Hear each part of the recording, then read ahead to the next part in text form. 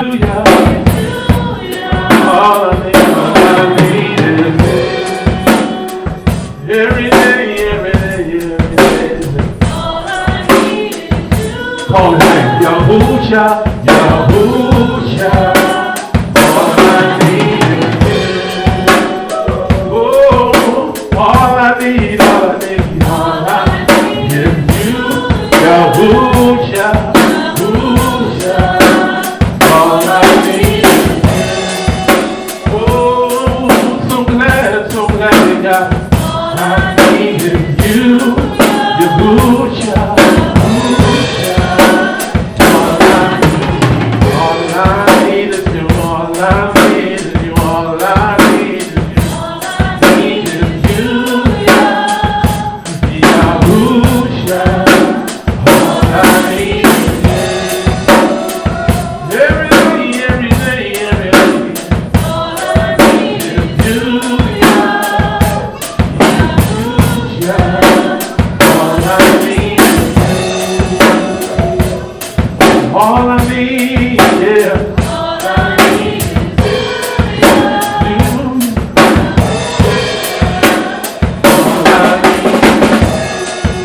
Say he keeps talking about his son. He keeps talking about his son. What's going on with his son? When you get a call on last night, bring it down, son. And Aki's my witness. He was at my house when the call came from my kid's mom. And y'all remember Jordan, the ones that's in Florida. Jordan has been what you call Baker acted. And Baker act is when you're trying to take your life, when you got strong thoughts about suicide at 15 years old. And he's running out in traffic, no shoes on, and then police is involved. And right now he's in a facility where they won't hear anything for 72 hours. And Jordan never had issues. Jordan has been battling. Daddy's not there, like any child would go through. So I sing this song today because all I need is you, Yah. And I solicit your prayers that Yah is going to take control of whatever's going on in that mind, in his body, in his soul. Because we serve an Elohim that's bigger than any problem. Well, somebody clap your hands just because we serve a Yah that can destroy anything in any child's mind. Because it's real nowadays. Kids got problems and they can't talk to nobody about it. But all I need is you, Yah. Is you, Yah. All I need is you. Oh, last time, baby. All I need is you. Yahushua, Yahushua. All I need is you. Hallelujah.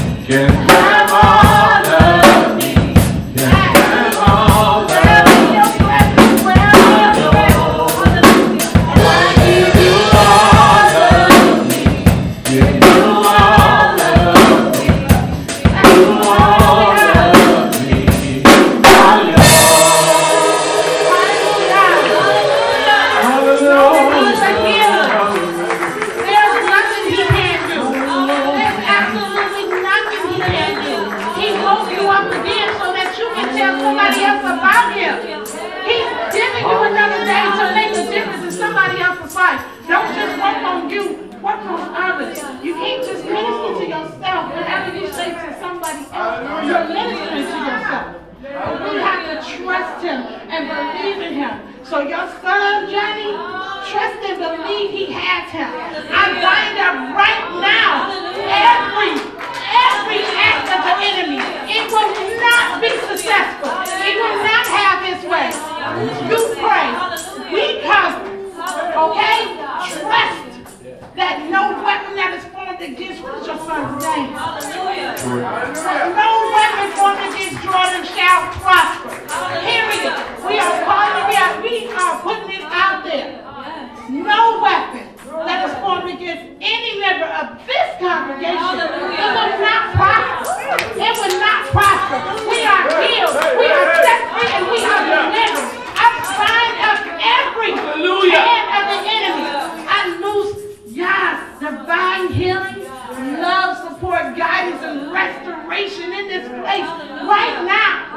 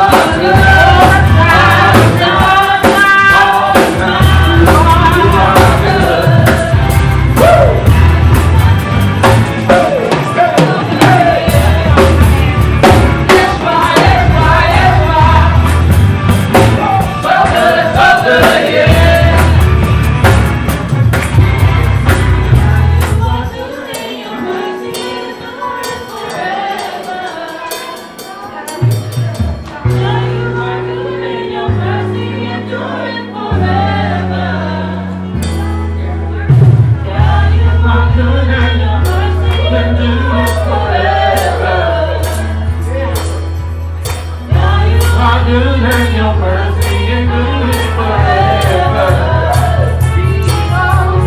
People from heaven, nation and tongue, from generation to generation, we worship you.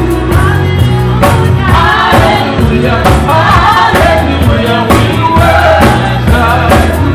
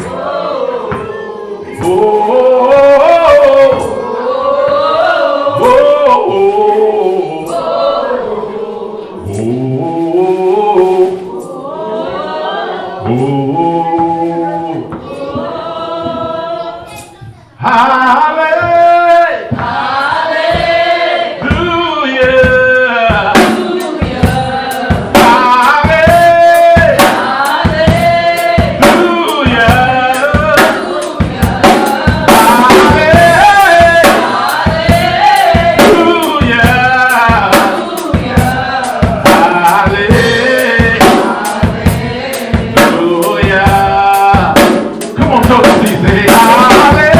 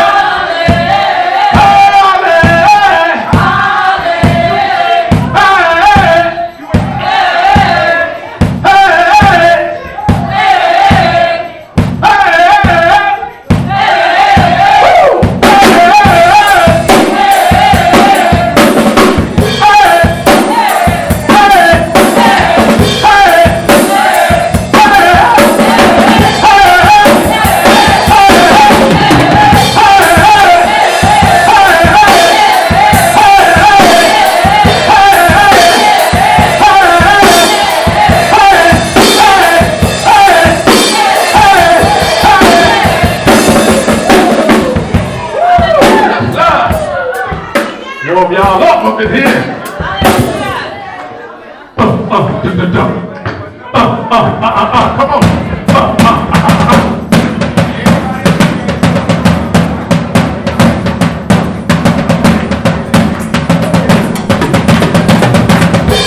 Y'all ready?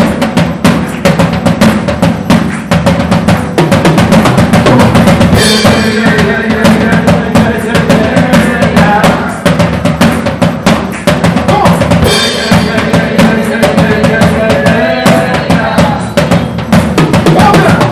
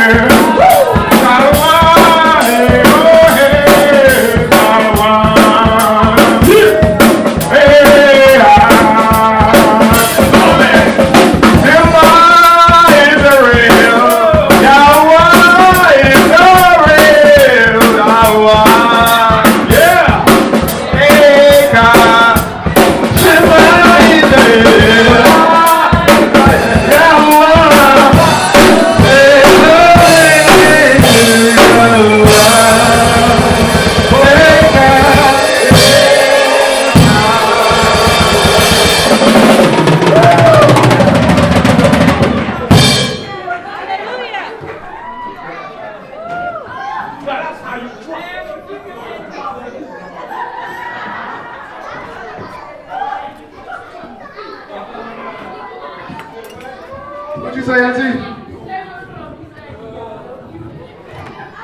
Auntie, we coming your way next week.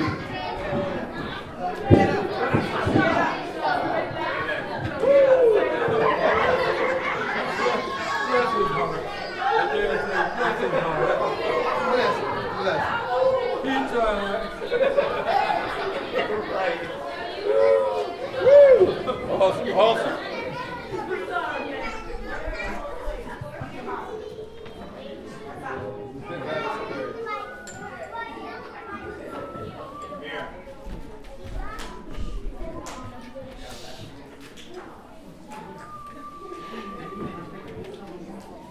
You need to go back there tomorrow. Go back there tomorrow.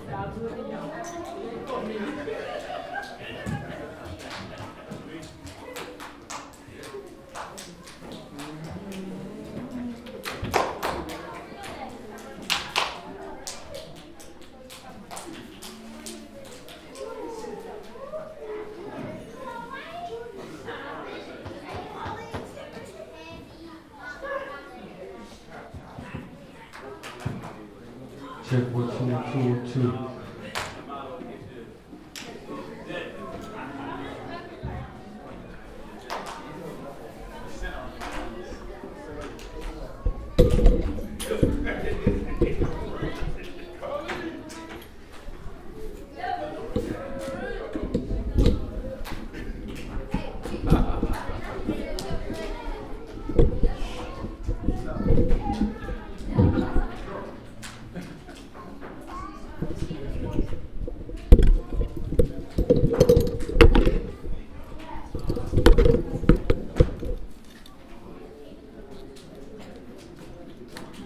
If I put it on, you can't knock it down again.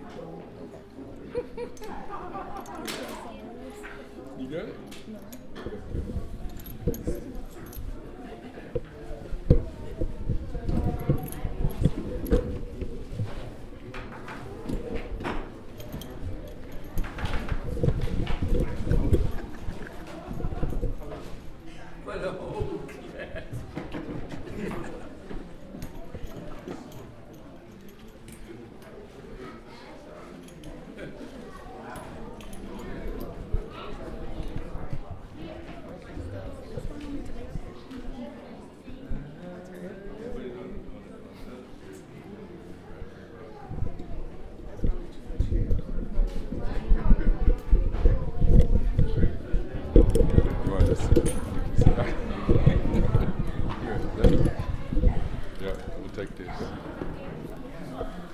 Set this over here.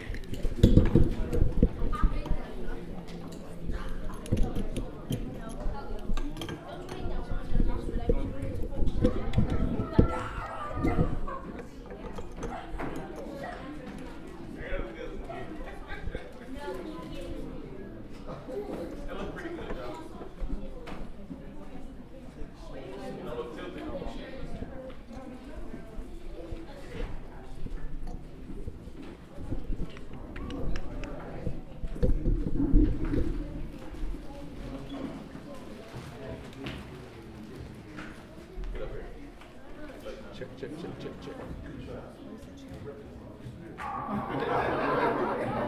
I said, where's the check? This side.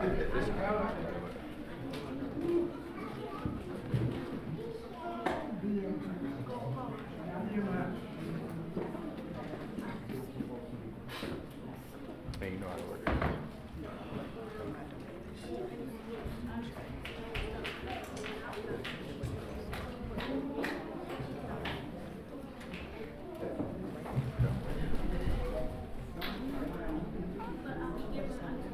Give it a second.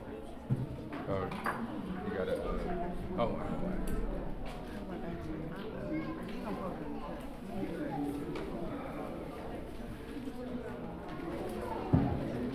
1 minute, please. You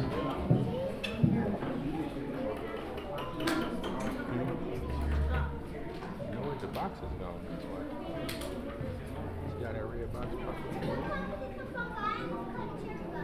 Trying to get the text on the lobby. Yeah, the box is gone.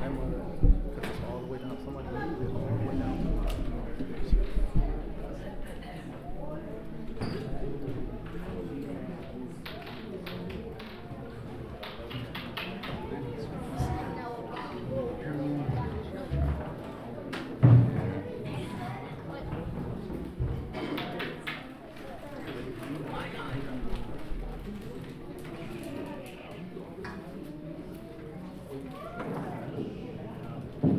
Shabbat Shalom. How y'all feel? Good? Well? Good? Good. Toe. Blessed? Increased?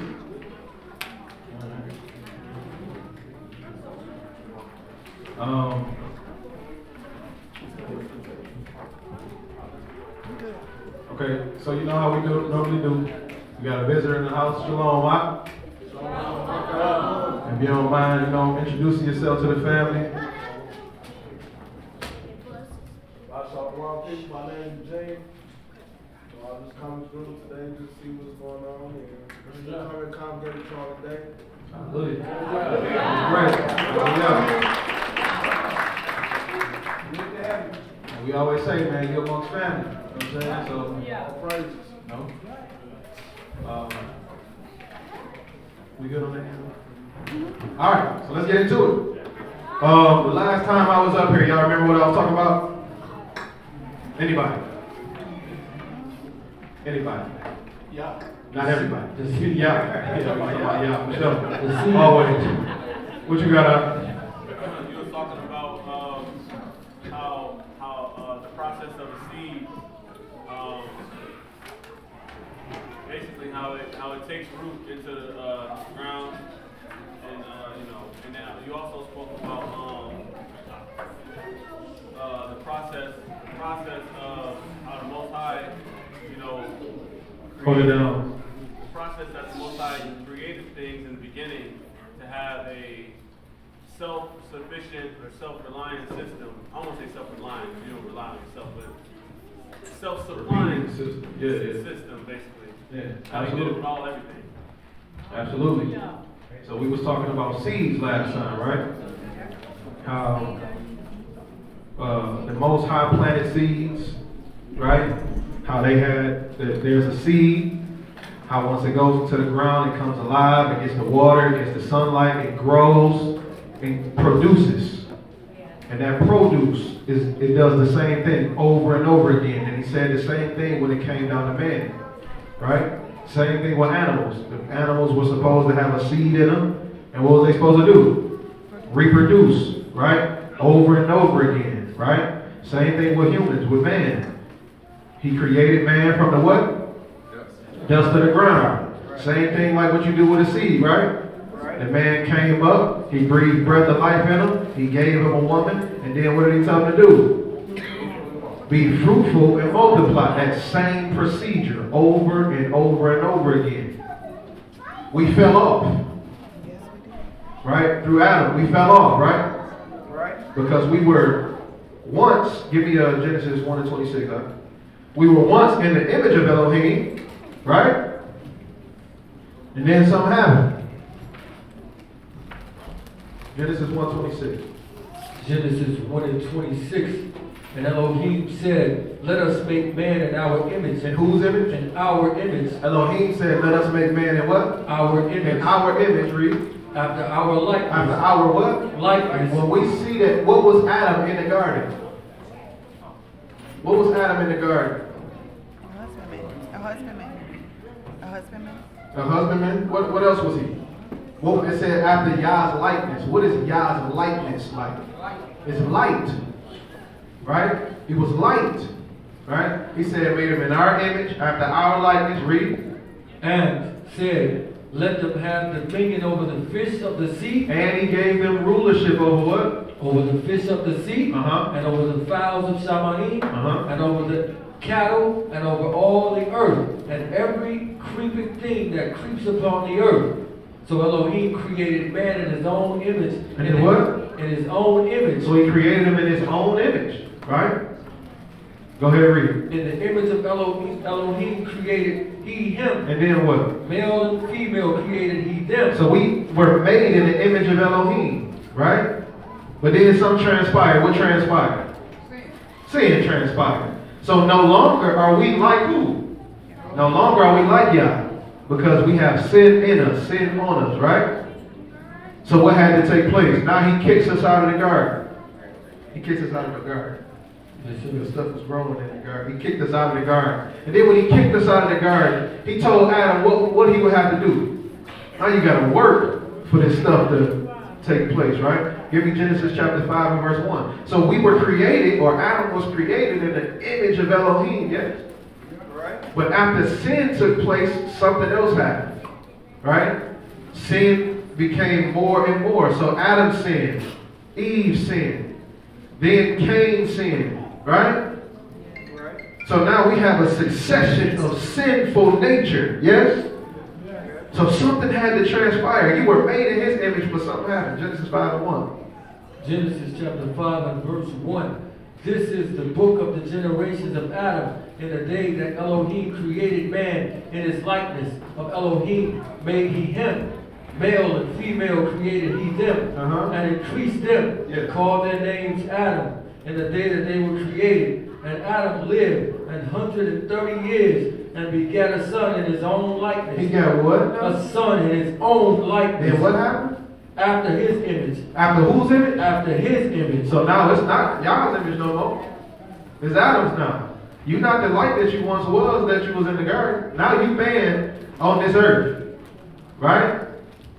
He created a man after his own image at this point. So now we're falling into what? That sinful nature. When we're born, that sinful nature is on us.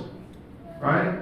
And according to 1 Corinthians 15, it says that Mashiach had to do what?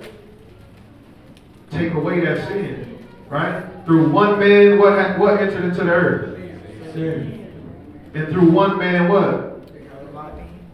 Eternal life. Right? So now, what are we trying to get back to? Because the seed that we are today, or the seed that we have been planted to be, was Adam's. 1 John 3 and 1. We got to get back to something. We got to see, what is this journey for? What is he trying to get us back to? Right?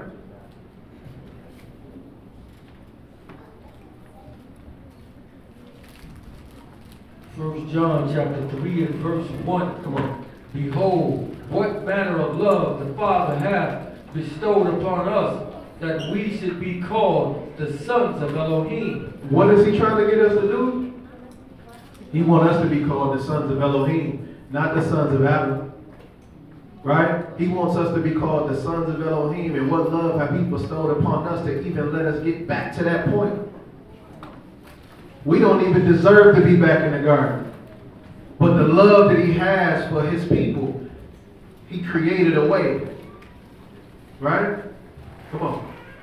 The world knoweth us not, because it knew him not. Now, he said the world know us not because they didn't know him. Is this talking about regular man? Absolutely not. This ain't talking about just regular fleshly human beings. This talking about somebody that's led by the Ruach. Jump down to verse 7. Verse 7. Little children, let no man deceive you. He that doeth righteousness is righteous. Don't let nobody deceive you. If you doing righteously, that's what it is. Don't let nobody tell you that you're doing too much. Don't let nobody tell you that you're over righteous. Don't let nobody tell you that you what they call it? What's another thing they say? Holier than thou. Don't let nobody. The book say, don't be deceived. He that doeth righteously is what? Is righteous. Come on. Even as he is righteous. Even as he's righteous. Come on. He that committeth sin is what? Is of the devil. That's what it's saying. If you commit sin, you are of the devil. That's the book. Anybody got any arguments with that? Nope. Okay, so that means when we move forward in this lesson, keeping this in mind, we know what we're trying to stay away from. Got you? No excuses. Oh, we in captivity, so we gotta, no. Oh, we in captivity, sin on us. You know what I'm saying? We can't be righteous until we out of here. No. That ain't what it said. He said, he that commits sin is what? Is of the devil. Come on. For the devil sins from the beginning. But he did what? Sins from the beginning. He sinned from the jump. Come on. For this purpose, the Son of Elohim was manifested that he might destroy the works of the devil. He came to do what now? Manifested to destroy the works of the devil. So he came to destroy the works of the devil. He had to become the husbandman to replant seeds in the earth. that would produce as he saw fit from the jump. Right? Come on. Whosoever is born of Elohim. Whosoever is what? Is born of Elohim. So now this is a seed, right? Whosoever is born of Elohim, what? Do not commit sin. Don't commit sin. What is sin? What is he talking about? Read verse 4, then we jump back down. Verse 4. Whosoever commits sin transgresseth also the law. So we ain't talking about stuff that you don't know. We ain't talking about stuff that, oh man, I didn't even know that was it. We ain't talking about that. It says he that does what to the law? Whosoever commits sin transgresses also the law. We talking about the laws that you transgress. The ones that you say, oh, I'm not doing that. Oh, I'm going against that. Oh, I don't feel like that today. And like those pastors be lying, talking about the law's done away with. Wrong answer. Absolutely. Sin, how's the law's done away with if sin is transgression of the law? Exactly. It got to be something there for you to transgress. Right? And like you said, there's no law and there's no sin. Absolutely. So we know that sin is here. We know that the works of the devil is still here because every evil thing that you can think of that's happening on the earth goes against what? Goes against the law. Now, the law is only beneficial to people when somebody's doing something wrong to them. Right? Come on. Whosoever commits sin transgresses also the law. For sin is the transgression of the law. So sin is the transgression of the law. Plain and simple. If you transgress the law, you the devil's child. That's the only way we can cut it. Anybody in disagreement with that? So as we move forward. Oh, I disagree with, but okay. Also, when they say that, they always use that excuse about he always, you know what I'm saying, when he got nailed to the cross, he took the laws with him, or they say that when you offended one, you offended many. I was like, man, y'all reading that wrong. If you start from the top of the key in James 2:1, and Lord John 13:14, he said, whoever picks to choose which laws they want to live, that's how you offend many of them. We were just talking about this for Bible study. You can't consider and say, oh, today I ain't gonna murder nobody. Say, I'm gonna go ahead and go commit robbery. I'm gonna steal from somebody. You know, you're offending all of them. Absolutely. I ain't gonna eat no pork today, but today I guess I'm gonna eat a bear steak today. Right.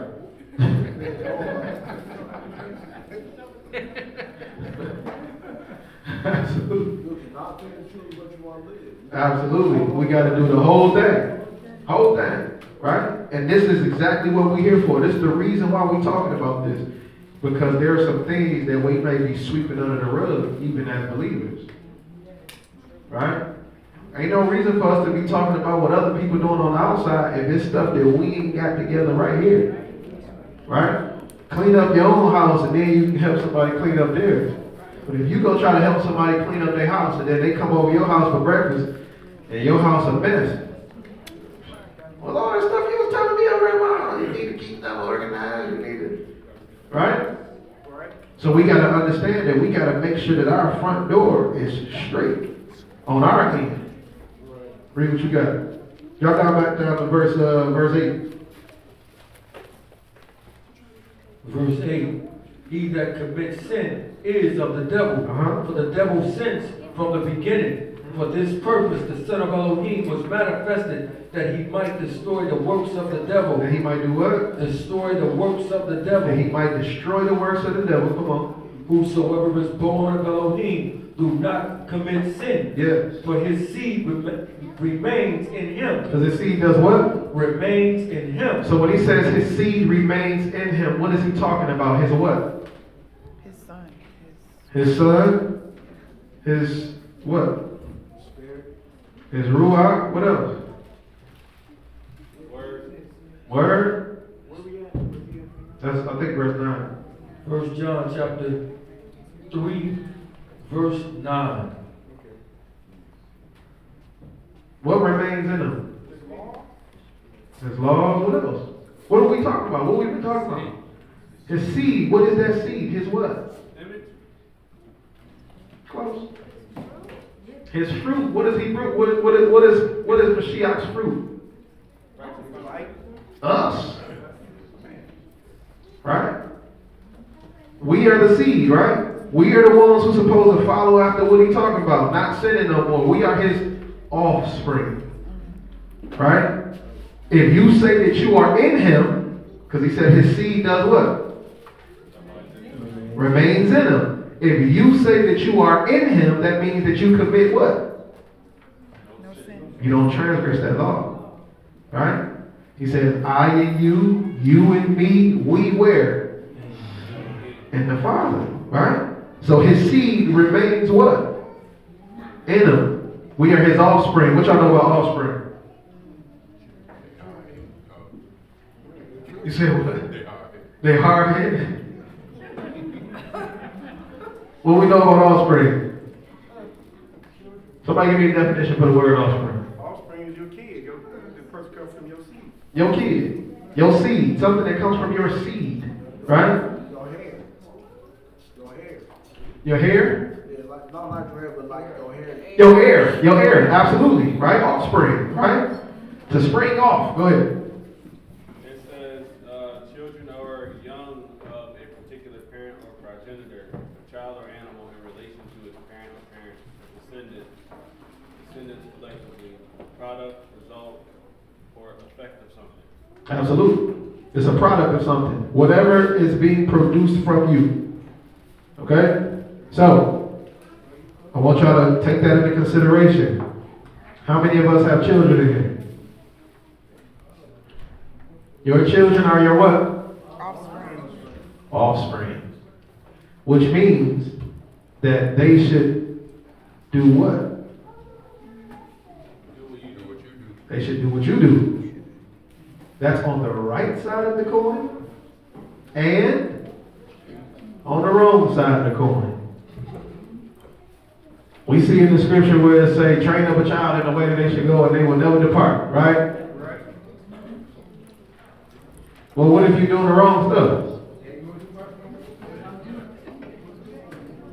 They're going to do that too. Right? So are we actually paying attention to our offspring, or are we just trying to get in ourselves? That's the question. Right? That's the question. Because we can't talk about people that ain't doing A, B, C, and D if we're leaving out the most important part of the entire scripture. Is the seed. Heirs. Right? What are we doing with our children? Because if you not lead them in the way of righteousness, you're going to have to get plucked up too. Right? Let's jump over to Genesis chapter 18. Pick it up at verse 17. I believe.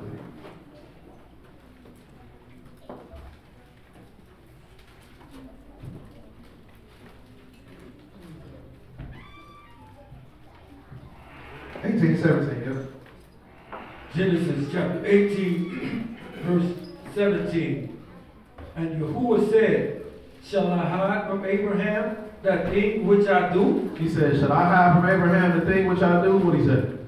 Seeing that Abraham shall surely become a great and mighty nation, and all the nations of the earth shall be increased in him. He said, all the nations of the earth going to be increased in him. Why is he able to use Abraham?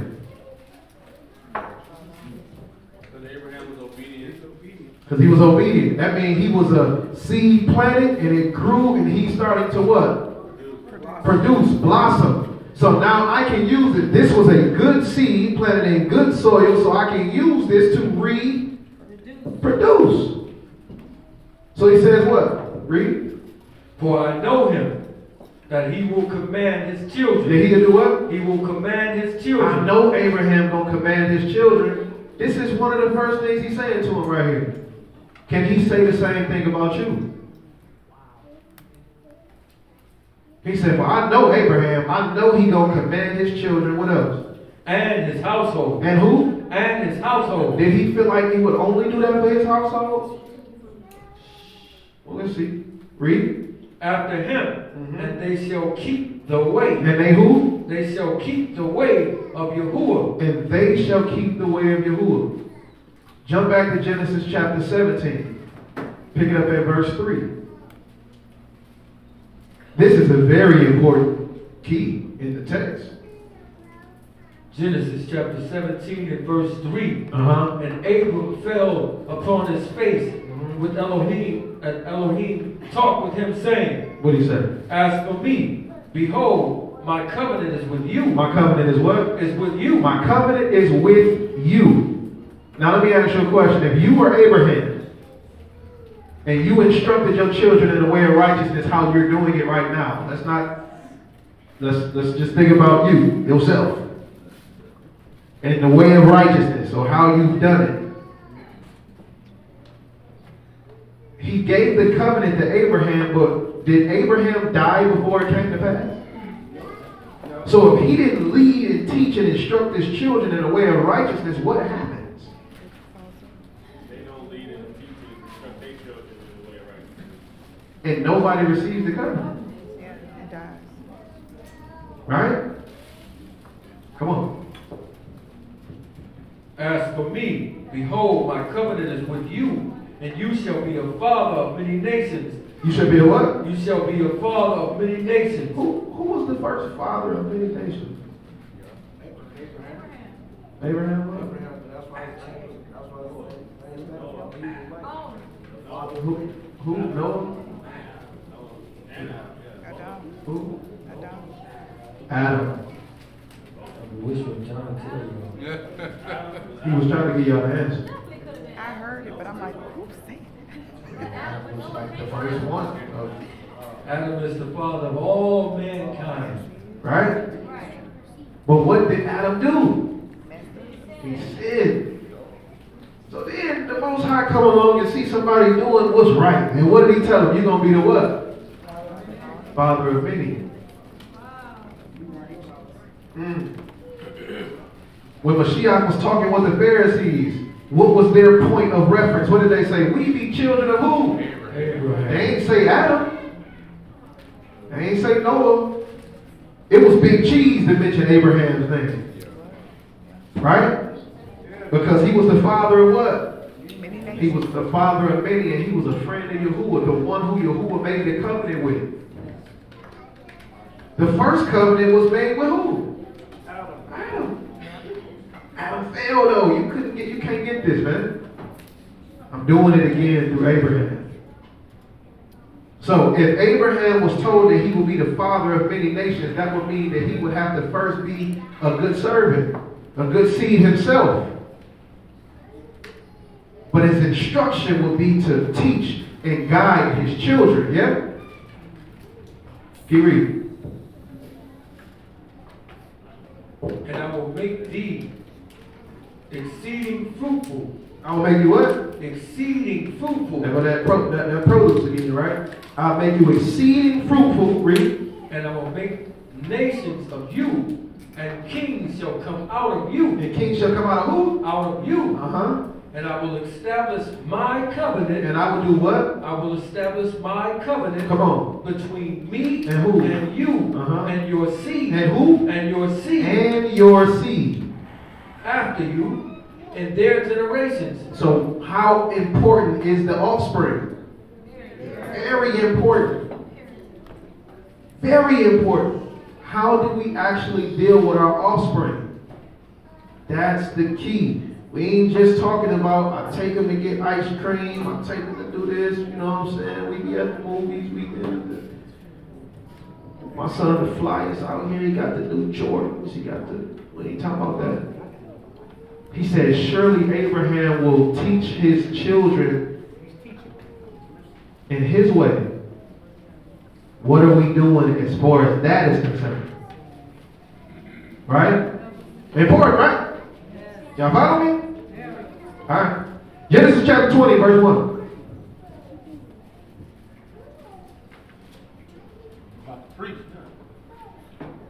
Genesis chapter 20 and verse 1. And Abraham journeyed from thence toward the south country, and dwelled between Kadesh and Shur, and sojourned in Gerar. And Abraham said of Sarah, his wife, she is my sister. She is my what? My sister. He said, this is my sister. Anybody know when you actually lay with somebody and you impregnate them, what are you sending into that woman? Seed, right? What is it? What is it? Life. Life? Whose life? No, they don't come from storks, children. Okay? I was watching my kids last night. Okay. You got to be planted in the right soil too. You got to plant it in the right soil, but it got to come from what? It got to come from you. You got to be the right one. Right? But what are you planting? You're planting a piece of you. You ever notice when your child started to grow up, they wasn't there when you was 15, but they started to do stuff that you was doing back then? Right. Or when they're a child, 5, 6 years, they're like, that's just like what I used to do. Let me go ahead and whoop you. I know what you're doing. I used to do the same thing. Right? The reason why you see that is because you planted you inside of somebody. The egg that the baby got put into also became a part of that woman as well. Right? You understand what I'm saying? So you are giving a piece of yourself to the world. You understand what I'm saying? Genesis chapter 20. Where you at? This one? Hey, now. Verse 2. Come on. And Abraham said of Sarah, his wife, she is my sister. She's what? My sister. And what? And Abimelech, king of Gerar, sent and took Sarah. He did what? Sent and took Sarah. Oh, that's just your sister? Well, shoot. Kids, y'all know this story, right? We've been talking about these for the last couple of weeks, right?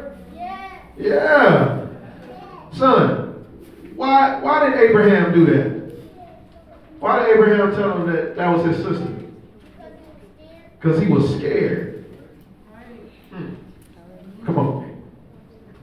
But Elohim came to Abimelech in a dream by night and said to him, behold, you are but a dead man. He said, you are but a what? You are but a dead man. You are a dead man if what? For the woman which thou hast taken, for she is a man's wife. If you touch her, I'm going to kill you. She's a man's wife. Let's see what happened. Come on. But Abimelech had not come near her. And he said, Master, wilt thou slay also a righteous nation? Now, we was talking about this with the kids, so I got to bring it to y'all. This is the king of the Philistines that said, you go slay a what type of nation? A righteous nation? A who?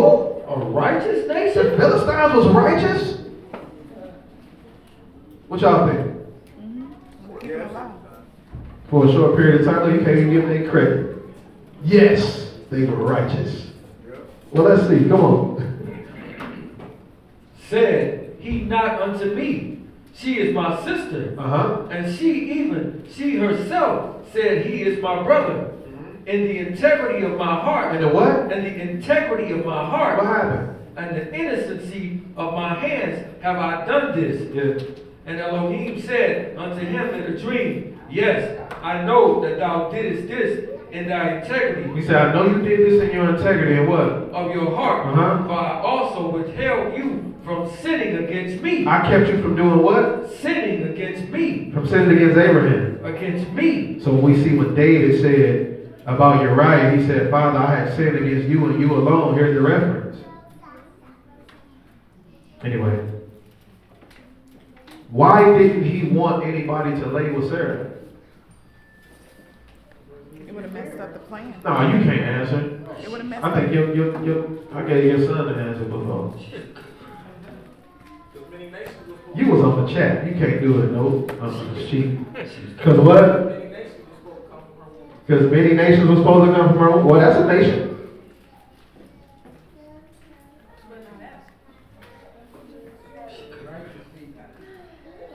What you got?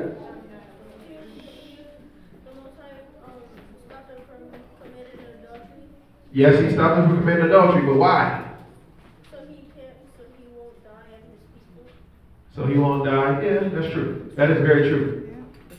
Any of my adults? Why? Because what happened? What covenant?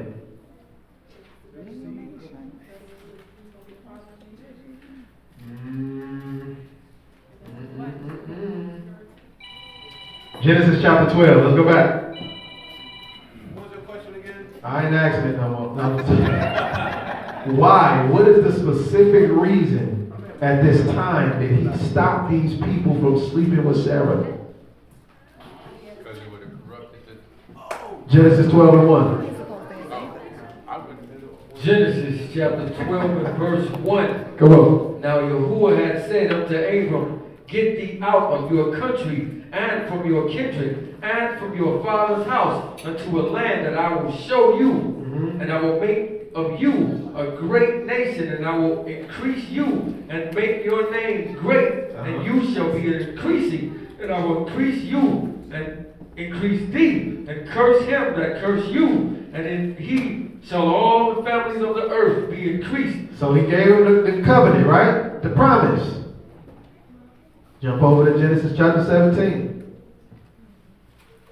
Verse 16. Genesis chapter 17 and verse 16.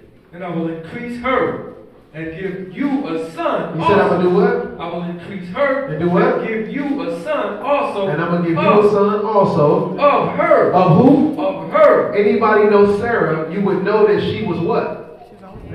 Barren. She was barren. Come on. Yes, I will increase her, and she shall be a mother of nations. She shall be a what? A mother of nations. Come on. Kings of people shall be of her. Of who? Of her. Come on. Then Abram fell upon his face and laughed. What did he do? He laughed and said in his heart, Shall a child be born unto him that is 100 years old? And shall Sarah that is 90 years old bear? And Abram said unto Elohim of old that Ishmael might live before you. Oh, the who? Ishmael may live before you. Because Ishmael is his what? It's his Offspring. seed. It's his offspring. But do all offspring count? We see right here that they don't. You better make sure that you do. Come on. And Abraham said, What you got? I read David showed with Solomon and his brother. And David showed Absolute. over Absolute. yeah. Yeah. Come on. And Abram said unto Elohim, Oh, that Ishmael might live before you. And Elohim said, Sarah, your wife, shall bear you a son, indeed, and you shall call his name Isaac. And you shall call his name who? Laughter. You call his name Isaac because you laughed at me. Drop down to verse 21. Verse 21. But my covenant. But my what? But my covenant. Will I establish? Will I establish with Isaac. When? Which Sarah shall bear unto thee at a set time. At a who? At a set time. When? In the next year. Uh-oh. You're going to bear me a son at a set time next year. So what is he doing to her womb? He's preparing it. So in Genesis chapter 20, if Abimelech lies with her, what happens? She gonna get pregnant by the wrong person. Because Yahuwah's word said this time when? Next year, she's going to have your baby. So if that man would have laid with her, what would have transpired? Plan messed up. Yahuwah's word would have came back what? Boy. No, it wouldn't be void though. They would have. Because it wouldn't have been Abraham's. And it would make him a liar. It would make Yah a lie. Right? Now, here's the thing. Abraham, what are you showing or creating in yourself to give your son? Doubt. Fear. Right? So Yahuwah kept him, right? He didn't allow a man to do this to Sarah, right? Genesis chapter 26. So then we have Abraham that had his son, right? He done had Isaac, beautiful, wonderful child. Seed of the promise. Beautiful, wonderful. Genesis chapter 26 and 1. Yes. Literally right after that, the next chapter is when she gave birth to, when she pregnant with Isaac. So Right. like, yeah, as you're saying, I'm just saying, like, she would have got pregnant off rip. And she was super fertile at this time. Hey, look, this time next year, Yeah. right? She was on that female balance, I guess. I'm telling y'all, with these plugs, man, every week, that boy is a one-stop shop for everything. Yes, if you're trying to conceive, you get at me. For those who are married. And married. And married. No babies out of wedlock. We don't consider those being righteous. Seeds. Come on. Genesis 26 and what? 26 and 1. Genesis chapter 26 and verse 1. And there was a famine in the land. There was a what? There was a famine in the land. Uh-huh. Besides the first famine. Besides who? Besides the first famine. And that was in the days of Abraham. So who we talking about right now? We talking about Isaac now, right? Come on. And Isaac went in unto Abimelech, king of the Philistines. King of the who? King of the Philistines, unto Gerar. Nah, ain't this the same king or same place? Y'all think Isaac did the same thing as Daddy did? Yep. Come on. Verse 2. And Yahuwah appeared unto him and said, Go not down into Egypt, dwell in the land which I shall tell you of. Sojourn in this land, and I will be with you. I will increase you, for unto you and unto your seed I will give all these countries, and I will perform the oath which I swear unto Abraham your father. And I will make your seed to multiply as the stars of Shamayim, and I will give unto your seed all these countries, and thy seed shall be all nations of the earth, be increased, because that Abraham obeyed my voice. So Abraham obeyed his voice. Now I'm telling you, Abraham is dead and gone. Now I'm telling you, right? The seed is going to be blessed. I'm with you. Don't go to Egypt. I'll be with you if you go over here to Philistine. Come on. Because that Abraham obeyed my voice and kept my charge and my commandments and my statutes and my laws. And Isaac dwelt in Gerar. And the men of the place asked him of his wife. And what's that chick you got with you? She finds all. Shoot.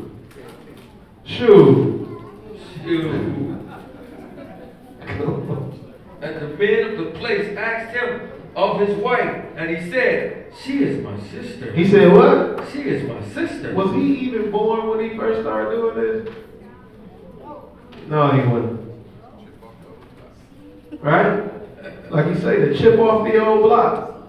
That fear that was in Abraham, once he put that seed into that woman, he gave her a piece of himself.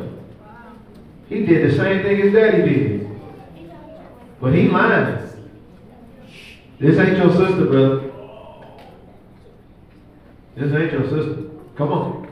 For he feared to say, She is my wife. He did what? He feared to say, She is my wife. He's scared. Because what? Least, said he, the man of the place should kill me for Rebekah, because she was fair to look upon. Same thing with his daddy. Your traits get passed down to your children. Your offspring is a piece of you. You have to lead, guide, and instruct your offspring. Right? If you're led by the Ruach, then your children that come after you should be led by the Ruach. Isaiah chapter 54. Verse 12. We got a great responsibility with these children.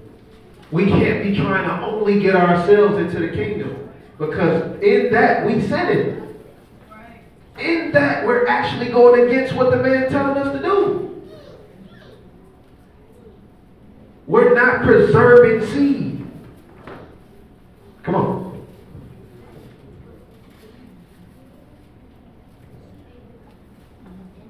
Verse 13.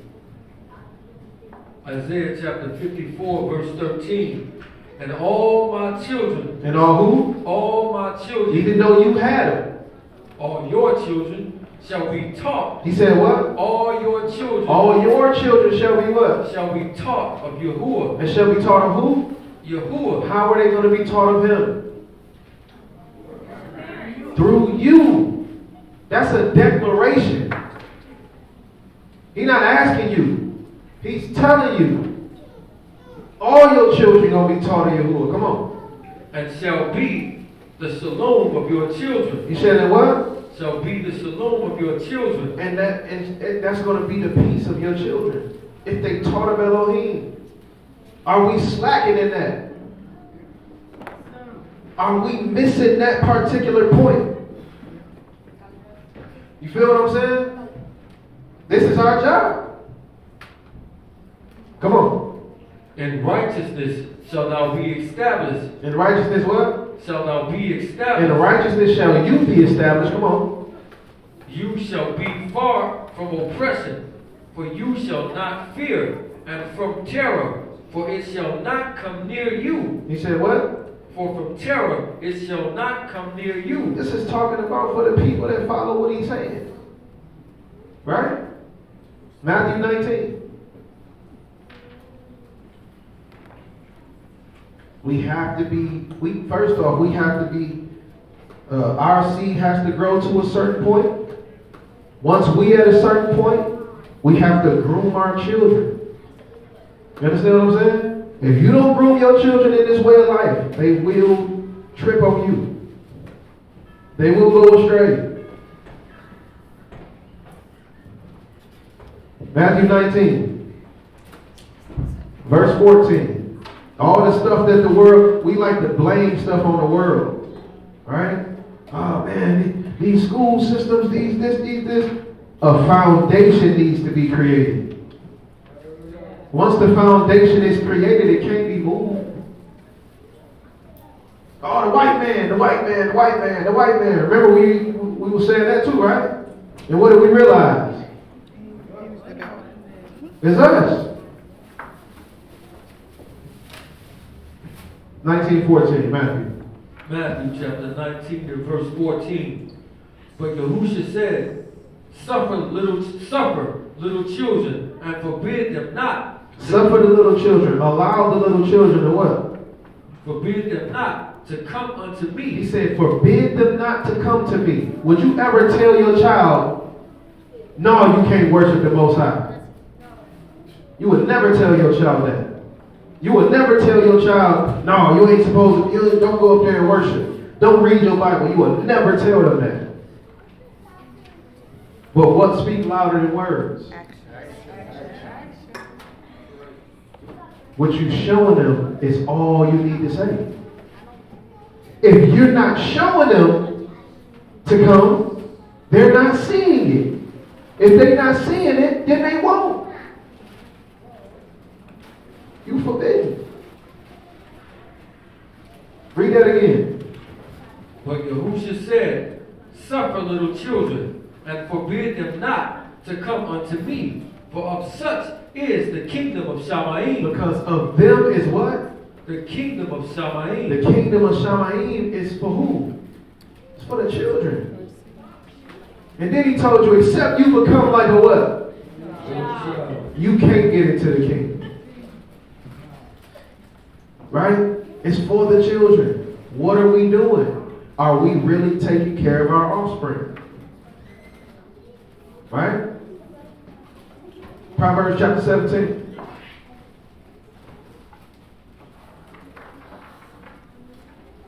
Pick up at verse 6.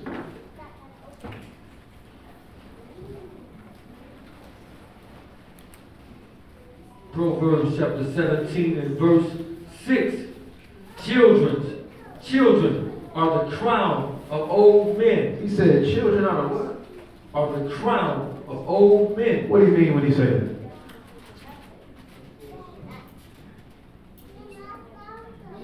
Nobody know? Children are the what? The crown of old men. What is the crown for? King. Right? But what is it saying? What is he saying when your children are your crown? They're like his kingdom. The life and work. Their offspring is what you produce, and that's basically what you it's what you produce. What you produce. And that's grand. That's a grand because it's an imitation of you. Right. Of you. Right? When your child grow in a way which they should, it honors the father. It honors the parents, right? Read what it say after that.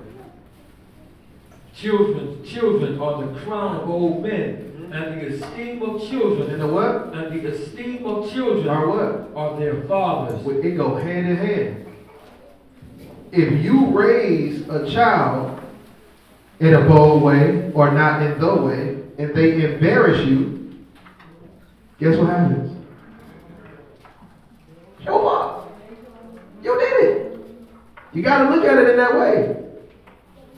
If you don't train them in the right way, right? If you're not giving them the right tools to succeed when it comes to this text, and they humiliate you, you have to go back and think, dang, what did I do to help that?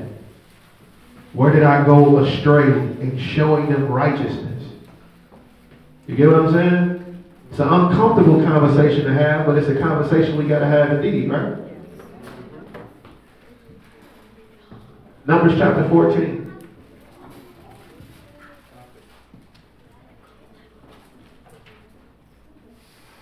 Picking up at verse 10.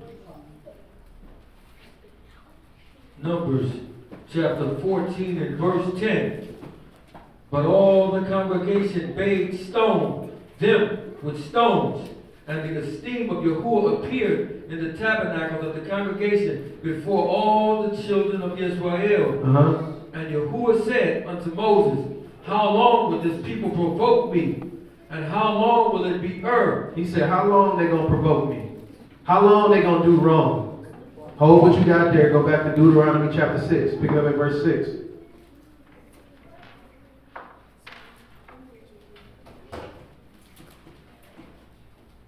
Deuteronomy chapter 6 and verse 6. And these words which I command thee this day. What you supposed to do? Shall be in your heart. Be where? In your heart. Is the word in your heart? We talked about that too, right? Is it on you or is it in you? Do you know it or do you understand it?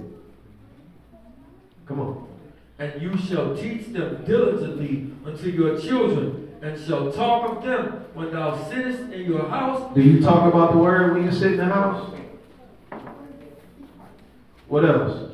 And when thou walkest by the way, and when thou liest down, and when you rise up. He said that you're supposed to do this when you're sitting with them, when you're walking with them, when you're laying down. You're supposed to be putting the word in them. You're creating their foundation. Right? If you create their foundation when they grow up, it's going to be hard to move that. Something got to come and break that up. But if we already not laying the foundation for them, we not cementing what they supposed to know, it's going to be that much easier for them to be corrupted by the world. That much easier. And then he got to start trimming fat. When it comes to planting, y'all ever heard of the pruning process? What do you prune for? Take off the bad leaves so that what? Don't they like mess up the other leaves too? Yeah, it can. It's so it can grow in a specific way that you intend for it to grow. That's the pruning process. You think y'all got a pruning process? You should, right? Let's go back to Numbers chapter 14.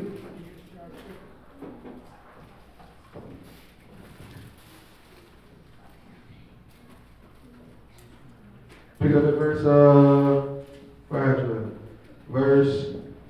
Read it with verse 13. Numbers chapter 14 and verse 13. Actually, start at verse 12. Verse 12. And I will smite them with the pestilence and disinherit them. He said, I'm going to smite them with pestilence and do what? Disinherit them. I'm going to disinherit them. What does it mean to disinherit?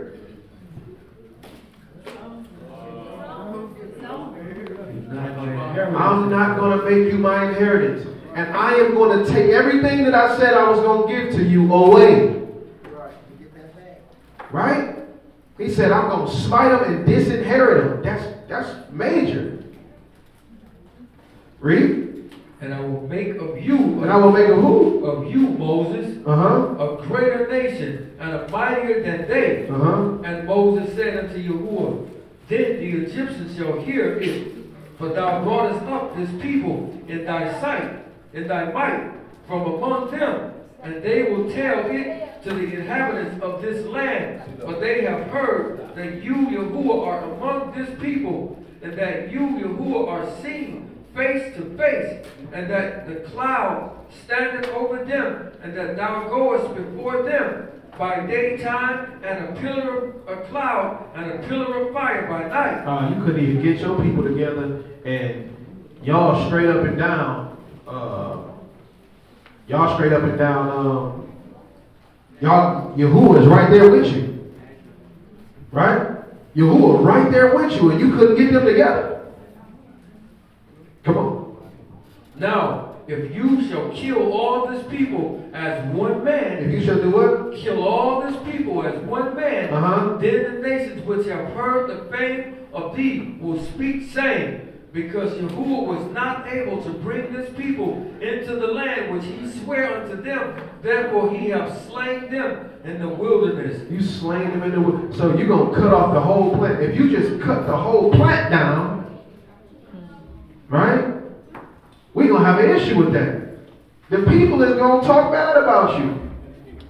But let's see. Come on. And now, I beg you, let the power of my master be great, according as thou hast spoken, saying, Yahuwah is long-suffering. He what? Long-suffering, and of great mercy, forgiving iniquity and transgressions, and by no means clearing the guilty, visiting the iniquity of the fathers upon the children unto the third and fourth generation.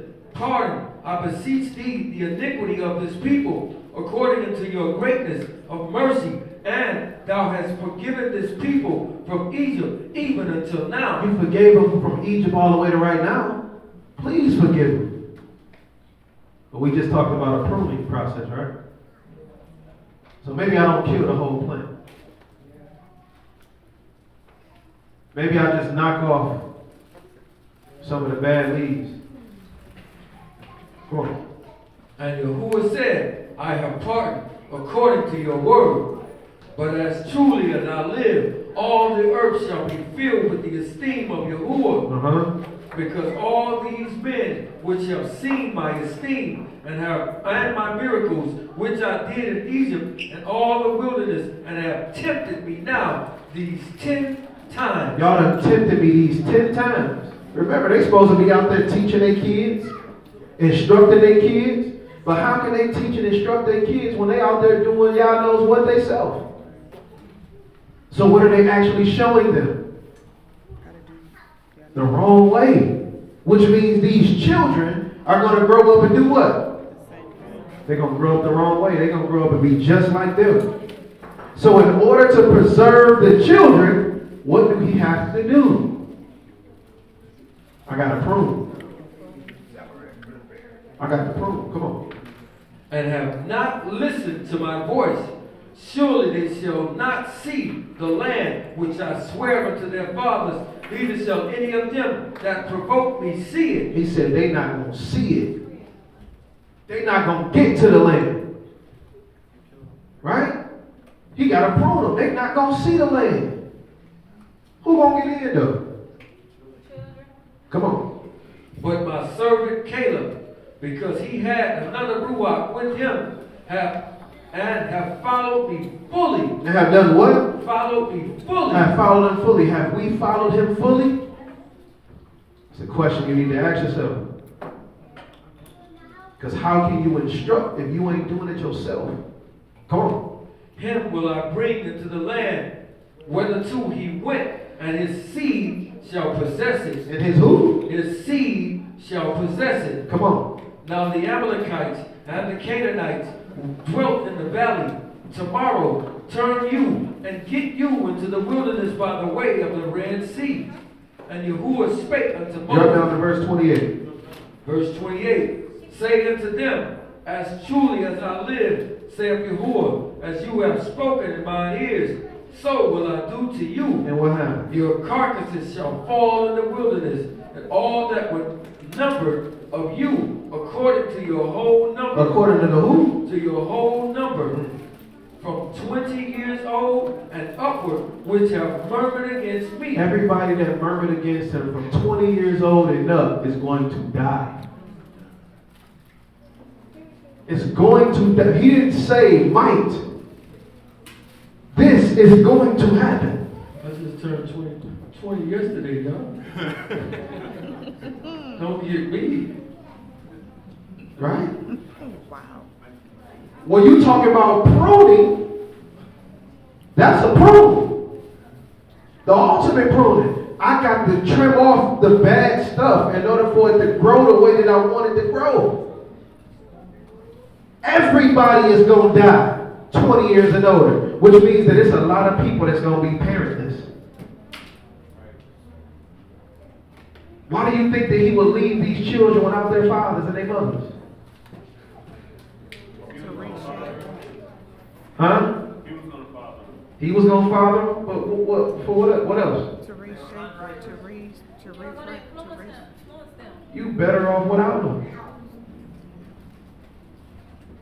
Check it now. Are your children better off without you? Are you actually walking in the way of righteousness and showing them that? Or are you trying to give them bits and pieces of what they think righteousness is? Because no matter what, what's in you is in them. Feel me? What's in you is in them. You got to teach it out of them. By instruction. By what they see. John chapter 15, verse 1. Verse 2.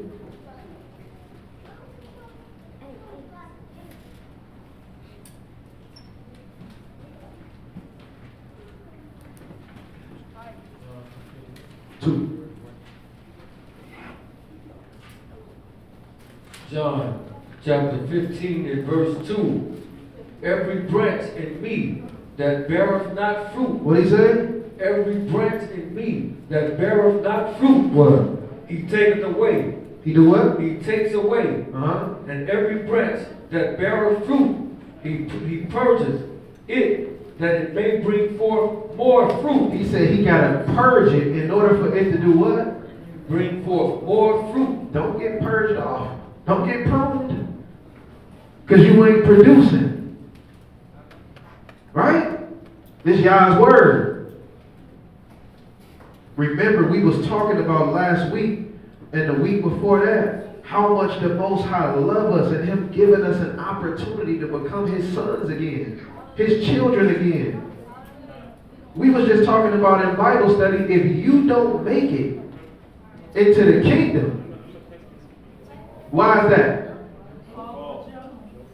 It's your fault. But if you don't make it, it's because you don't deserve to be there. Let it sink in. If you don't enter into the kingdom, it's because you don't deserve to be there.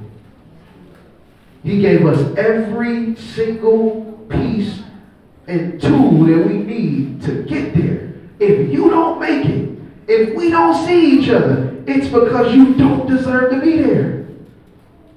Nobody fought but your own. And if you see your child swimming around in the lake with you, because you didn't do your part, yes, it's their fault, but you definitely had a hand in it. long suffering. Mercy is what he gives us. Because he's our husbandman, yes? Isaiah 9:6. Let's look at something real quick. My son right now, I always one of my youngest one. I got a 21-year-old and a 20-year-old. And I'll be honest, I'll be like, hey, I mean, just like the guys I used to study with, I still wear it not me. That's my old son, hey, you want to come and spend on my house? You come by the store? He's like, man, I don't know. This and that. It's like, I'll let you know now, nigga, you call that call. And my youngest one, he used to come and then he started going back. So I'm like, I mean, he's 20 years old, so you know what I'm saying? Go force it on him. Because if I do that, that's a sin on my part. Yeah, it ain't no, hey, every man got to stand on his own 2 feet, especially as a man. So you know what I'm saying? I mean, you know, I Gotta be safe. I can, but it's up to them to listen. Every man got to stand on his own too. Nasi, come here. Every man got to stand on his own too, right? But for these young ones who still being shaped and molded and being and supposed to be taught in the way of Yahuwah, we have an opportunity. We got an opportunity, y'all, to make their lives better than ours ever was. To help them solidify a spot in the kingdom. We got an opportunity.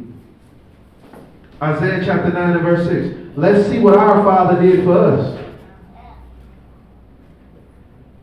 Isaiah chapter 9 verse 6. Remember, he told him he gave us an example to follow after, right? We're supposed to follow after Mashiach's example. Let's see what it says. Come on. Isaiah chapter 9 and verse 6. For unto us a child is born, unto us a son is given, and the government shall be upon his shoulders. The government shall be where? Upon his shoulders. And his name shall be called Wonderful, Counselor, the Mighty Elohim, the who? The Mighty El. And what else? The Everlasting Father. The Everlasting what? Father. So he's a father. The Prince of Shalom. The Prince of Peace. Of the increase of his government and the peace there shall be no end. All right, now we see that he's a father, correct? So whatever he does as a parent, we should mimic. Y'all with me? All right, Matthew 1 and 21. That's talking about Yahushua, right? Yeah. Like, I'm to them OT only, that's talking about Ezekiel. Hey, brother. They can say what they want. We know what's happening. Well, they want OT only to get on my, I mean, they only get on my last, I get on the first.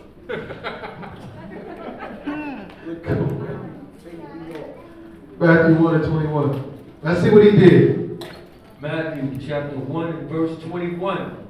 And she shall bring forth a son, and you shall call his name Yahushua, for he shall save his people. He shall do what? He shall save his people. So, he came to save his children. Because remember, it called him the Everlasting Father, correct? Right. He came to save his children. He seen that they was in a bad spot, just like you can look at your children right now. You know right now, at whatever age they at, you're in a bad spot. Right? Read that again. And she shall bring forth a son, and you shall call his name Yahushua, for he shall save his people from their sins. From their what? From their sins. He gonna save them from their sins. How do you do that? How did he do that?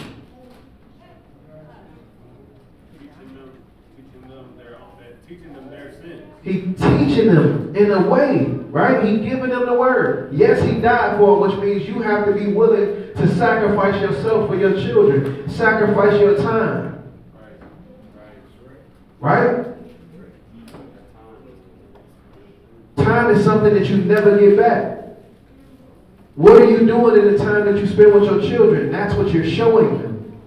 When you're with them, are you talking to them about the word?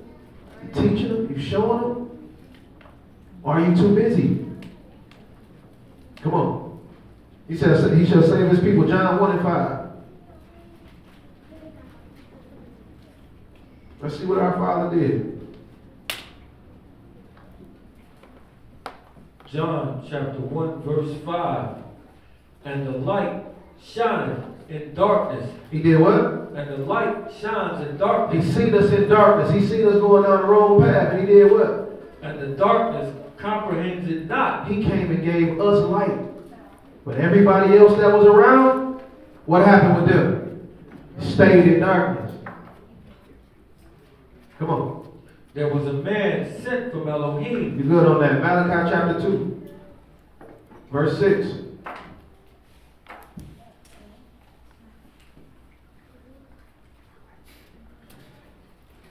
Malachi chapter 2 and verse 6. The law of truth was in his mouth. He said the law of truth was what? Was in his The mouth. law of truth was in his mouth. What should be in ours? The law of truth. Same thing. The law of truth was in his mouth. And what happened? And iniquity was not found in his lips. Uh-oh. Iniquity wasn't found in his lips. What about ours? Do we lie to our children? Are we committing sin? Covering it up? Right? Remember, a piece of you was in that baby. You can save them from that. Come on. And iniquity was not found in his lips. He walked with me in peace and equity, and did turn many away from iniquity. He did what? He did turn many away from iniquity. So he talked to them about the word and he turned them away from iniquity. That's your job for your children. You got to stand in the gap. Come on. For the priest's lips should keep knowledge, and they should seek the law at his mouth. The kids are supposed to be able to come to you for what's in the word.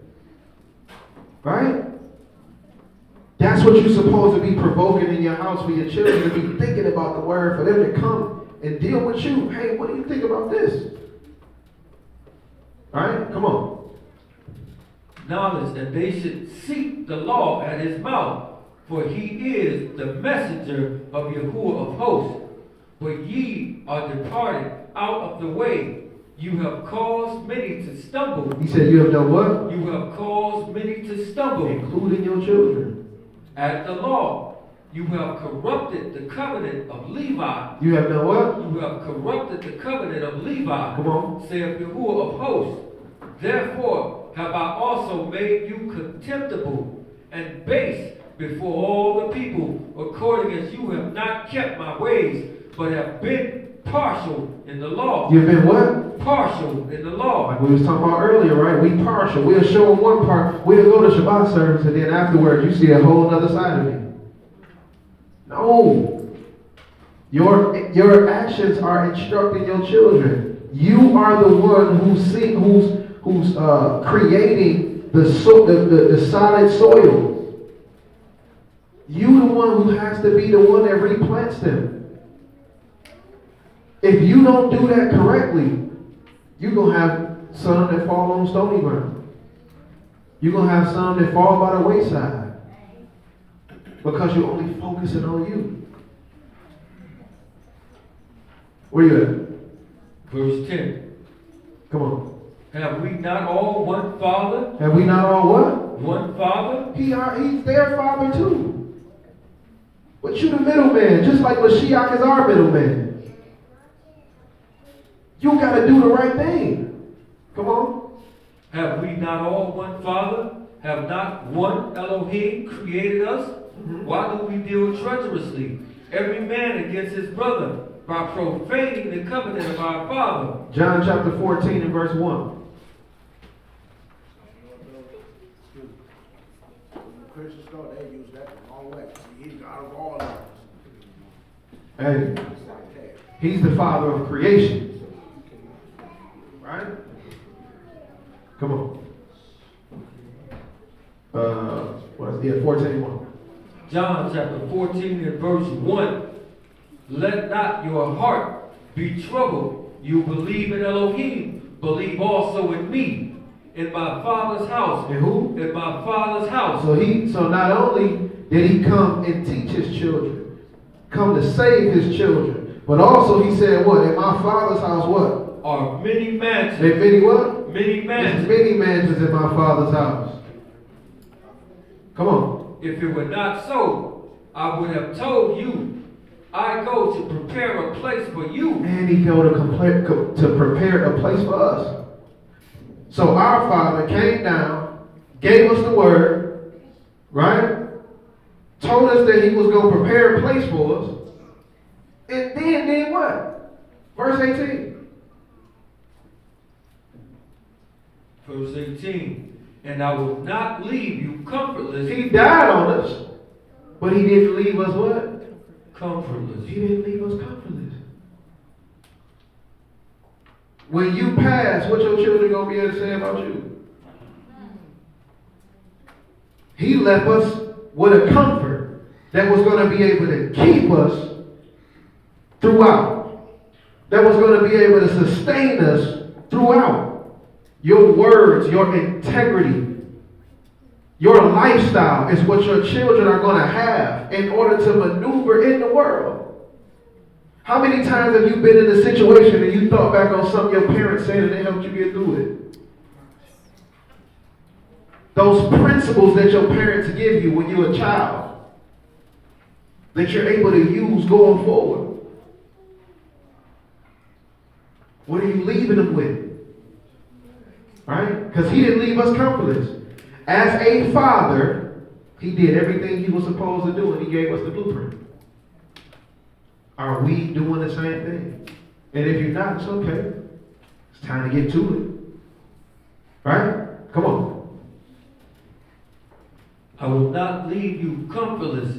I will come to you yet a little while, and the world seeth me no more. But you see me, because I live, ye shall live also. As that day ye shall know that I am in my Father, and ye in me, and I in you. Mm-hmm. He that hath my commandments and keepeth them, he it is that loveth me. He that loveth me. If you keep my commandments, you love me. It's the same thing with us to our children. When they doing what you say do, they're showing their love for you. As a father, when my children run up to me and say, Daddy, can I go and make you a sandwich?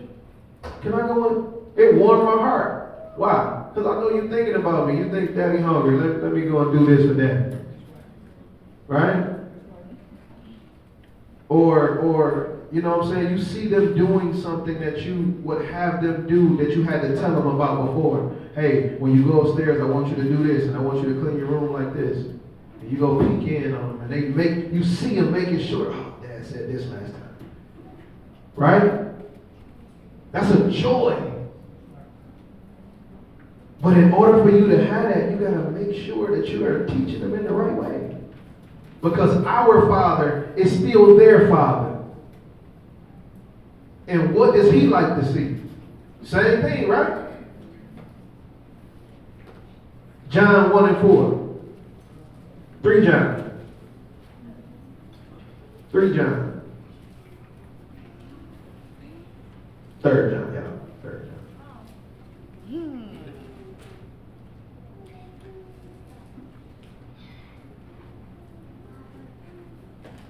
3 John chapter 1 and verse 4.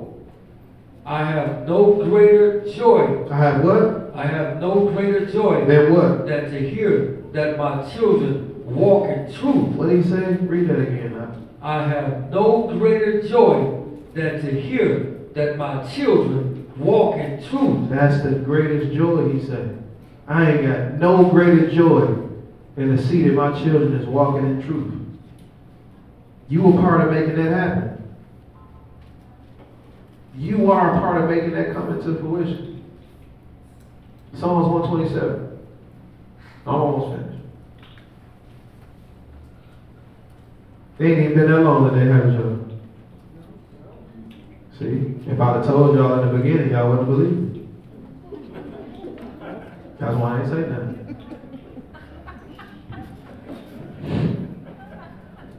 Then y'all made me go longer because y'all ain't believe it.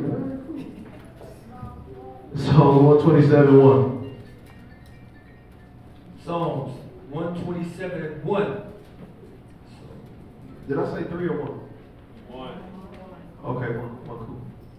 Except Yahuwah build a house, they labor in vain that build. Except Yahuwah built it. The people who trying to build, they laboring in vain.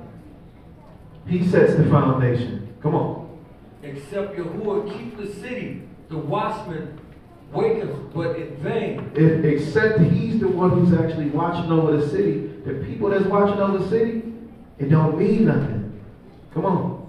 It is vain for you to rise up early, to sit up late, to eat your bread of sorrows. For so he giveth his beloved sleep. He said he gives his what? His beloved sleep. He gives sleep to his beloved. Read.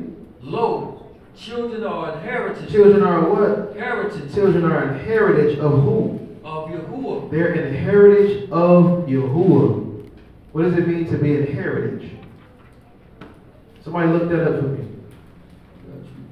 Possession. They are what? Possession. They are possession from who? From Yahuwah.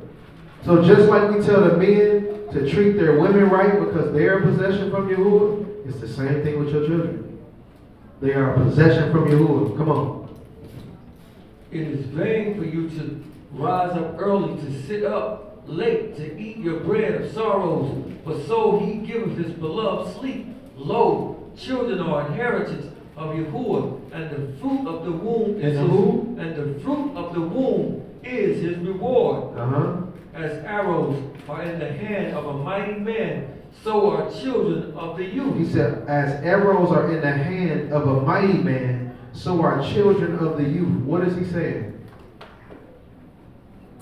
Safety, like protection in a way. Kind of. It's already a mighty man, and he got arrows in his hand. What are these arrows used for? Right? They're his weapons. Right? What does he tell you to do? Go ahead. Lo, children, as arrows are in the hand of a mighty man, so are children of your youth. Happy is the man that hath his quiver full of them. Uh-oh, hold on, what did he say? Happy is the man that hath his quiver full of them. Happy is the man that have his quiver full of what? Children. How many of y'all having more? How many of y'all having more kids? We are. We have the children. No, thank you. I'll pass on the birds choir. I'm just going to give them the Johnny. There you go. He ain't gonna pass on the practice, but I'll pass on the earth. So he's gonna give him to Johnny.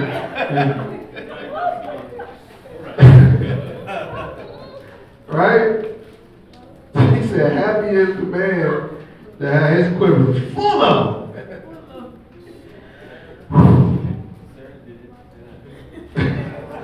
You can do it, okay?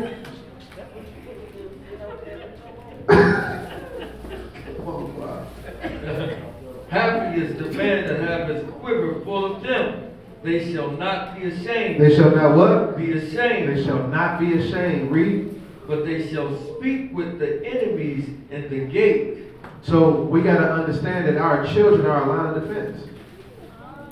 Right? Our children are there for us. What happens when you get old? What do your children do? Hello. Now, do y'all have y'all seen children not taking care of their parents? So the more you have, the better the odds.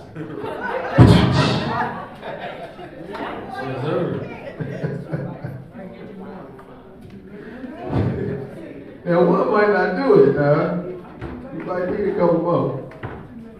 No, man, but all in all, it's our job and our duty to make sure that we're not only looking at our salvation as something that's important, but theirs too. There's consequences to not doing that. We'll get shaved off. We'll get pruned.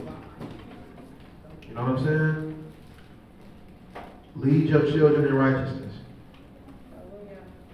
Hey, y'all bring out Sirach now, Charles, in Ecclesiastes? We do. Give me a second on that.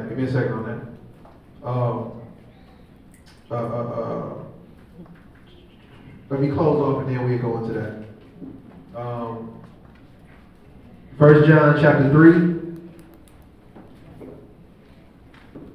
Pick it up at verse 1. We'll close it up.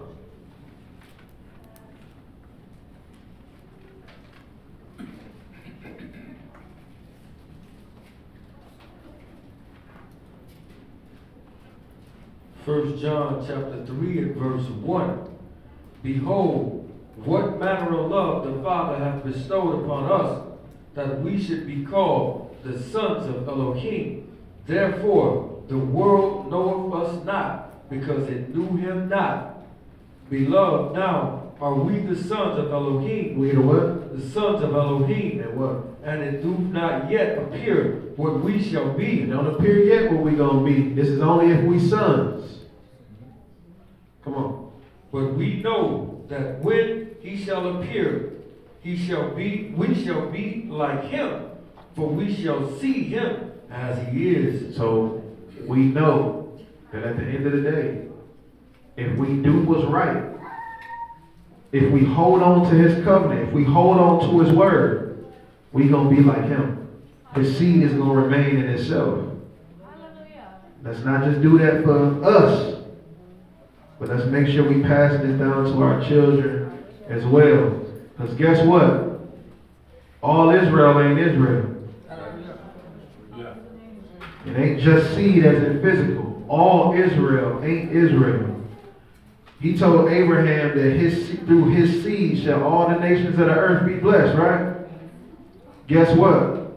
He wasn't talking about Ishmael. He wasn't talking about Keturah kids. He was talking about Isaac. Make sure that you're of that promised seed first, as you're grooming your children to be a part of that promised seed as well. With that, I say shalom.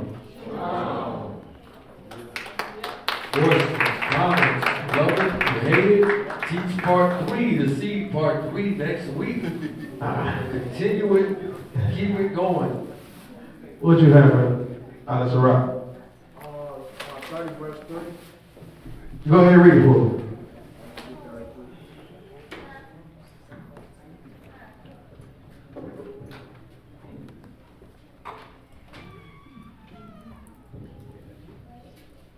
It says, in Sirach chapter 30 verse 3, he that teacheth his son brings the enemy, and before his friends he should rejoice with him.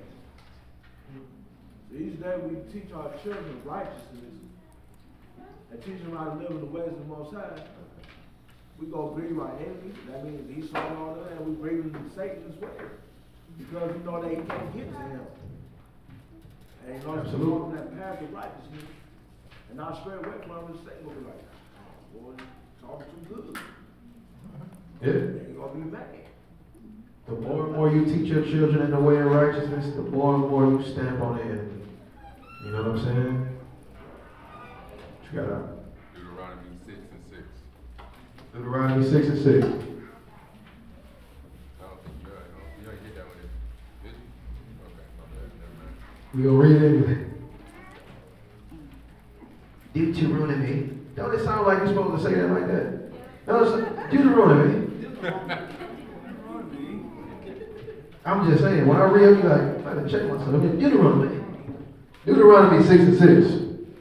And these words which I command you this day shall be in your heart, and you shall teach them diligently unto your children, and shall talk of them when you sit in your house, when you walk by the way, when you lie down, and when you rise up. I remember now. Yeah. But this is true. This is true. Don't let this go to waste. But this is commandment. This is command. Just like any else.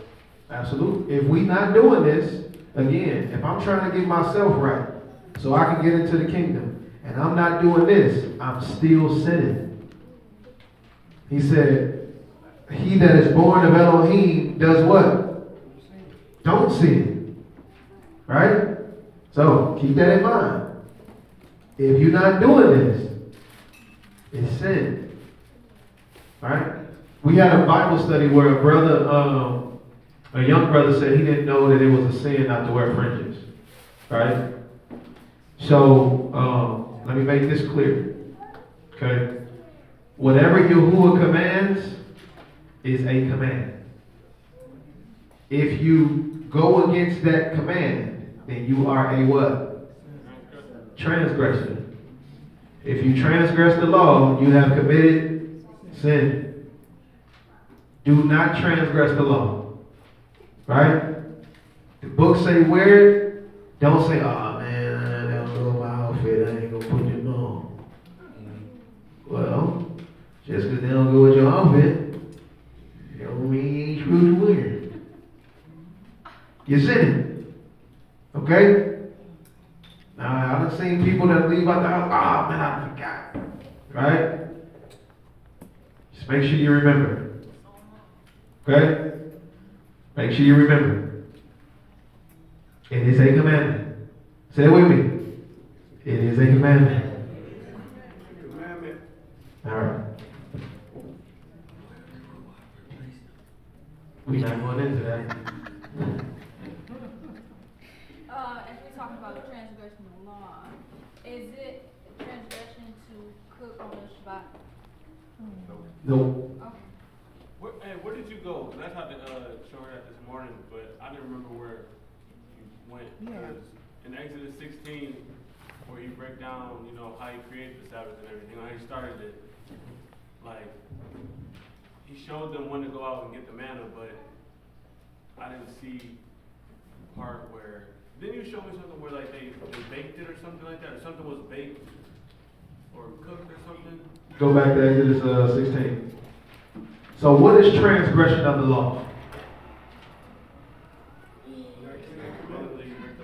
When you break the law. Okay.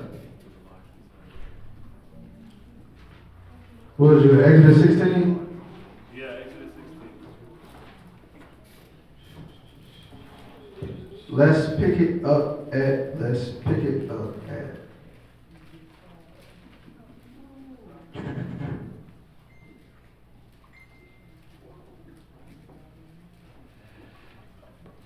Pick it up at verse 4.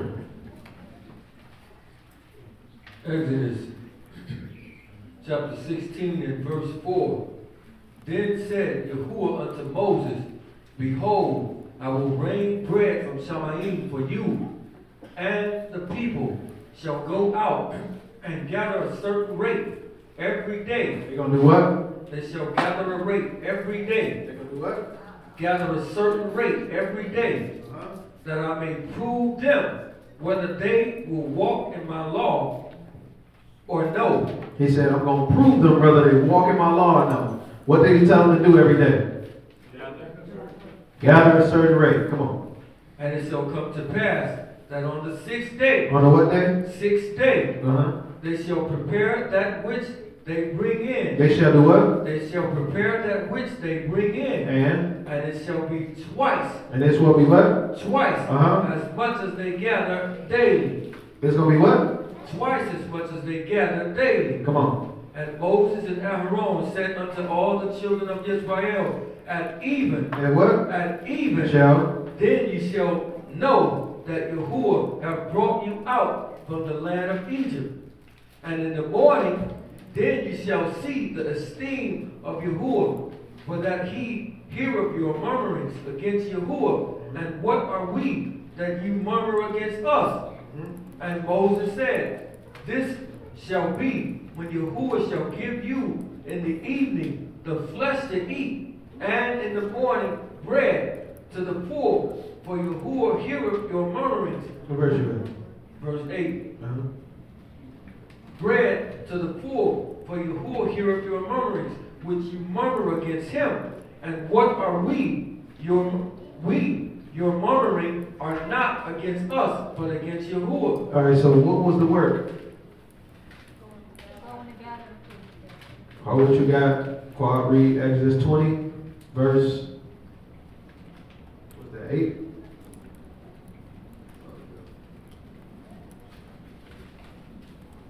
Exodus chapter 20 and verse 8. Remember the Shabbat day to keep it Kodesh. 6 days shalt thou labor and do all your work. He said, do what? 6 days shalt thou labor and do all your work. 6 days you're going to labor and do all your work, right? So what did he tell them to do? Day 1 through 6. Work.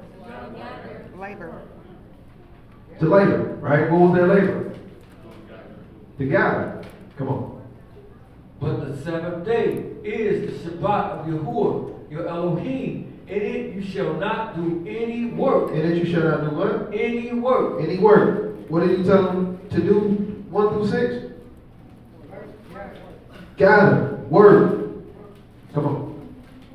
Nor your sons, nor your daughters, nor your manservant, nor your maidservant, nor your cattle, nor the stranger that is within your gates. For in 6 days Yahuwah made Shamayim and the earth, the sea, and all that is in them, and rested the seventh day. Wherefore Yahuwah increased the Sabbath day and condensed it.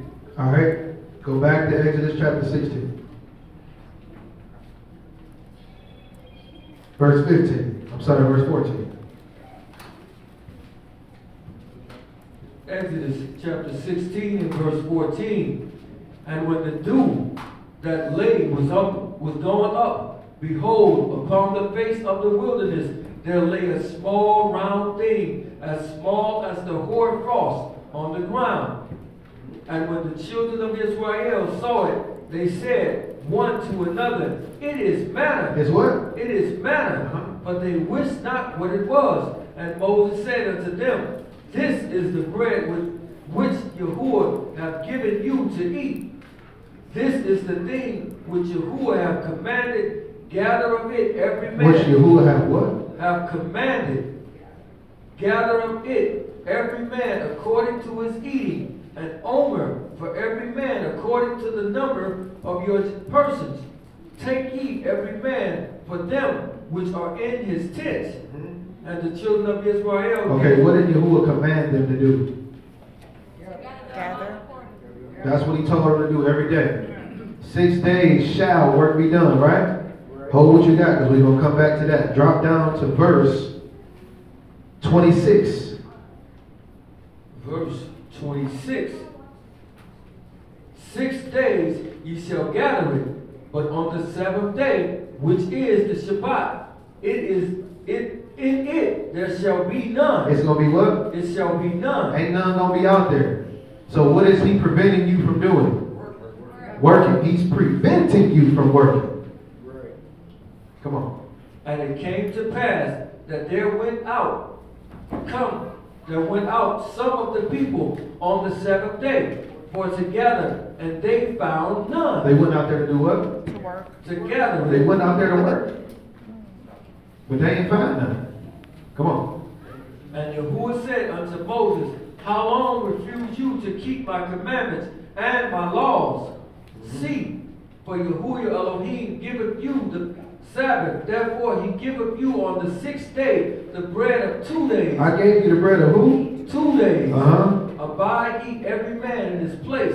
Let no man go out of his place on the seventh day. Yeah. So the people rested on the seventh day. Uh-huh. And when he said that they rested, what did they rest from? Gathering. Right? Come on. And the house of Israel called the name of thereof manna, and it was like coriander seed, white, and the taste of it was like wafers made with honey. And Moses said, This is the thing which Yahuwah commanded. Fill an omer of it to be kept for your generations, that they may see the bread wherewith I fed you in the wilderness. All right, hold what you got. Go back down. So we see what the work is. We see when it wasn't going to be out there, right?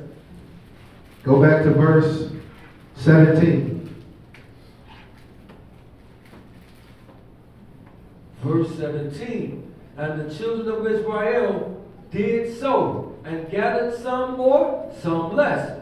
And when they did make it with an omer, he that gathered much had nothing over, and he that gathered little had no lack. They gathered every man according to his eating. Yeah. And Moses said, let no man leave of it till the morning. Let no man do what? Leave of it until the morning. What is he saying? Don't leave.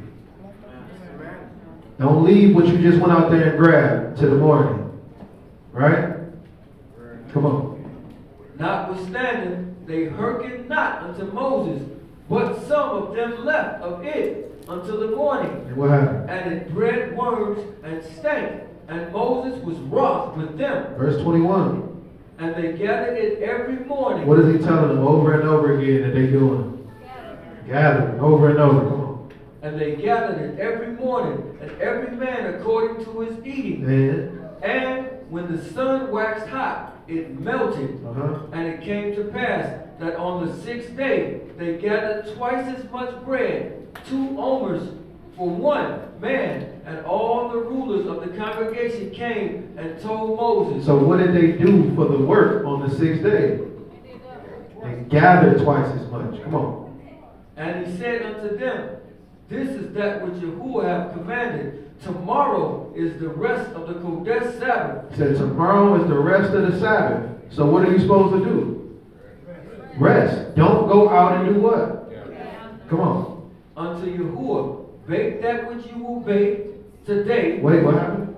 Bake that which you will bake today. And boil that which you will boil. And what? And that which remaineth over. That which what? That which remaineth over. So what is the stuff that remains over?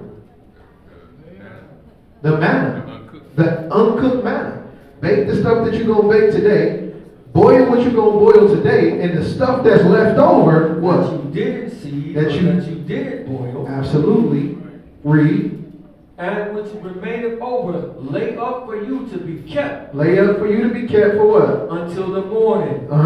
And they laid it up. And what? Until the morning. And it didn't what? And Moses bade it, and it did not stink. Neither was there any worms therein. And Moses said, eat that today. For what? For today is a Sabbath unto Yahuwah. Today you shall not find it in the field. So we understand, right? That, hey, the stuff you going to bake today that y'all going to eat, bake that. The stuff you going to boil today, boil that. The rest of it, leave it over.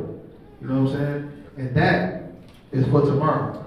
But it's not going to breed worms and stink this time. Because I'm telling you to leave it over for tomorrow. You know what I'm saying?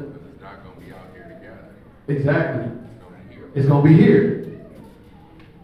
Make sense? Cool. So could that apply to cooking on the Sabbath? Cook it the day before and then eat it, and when you have leftover, eat it the next day, but not cook and work real hard on the Sabbath?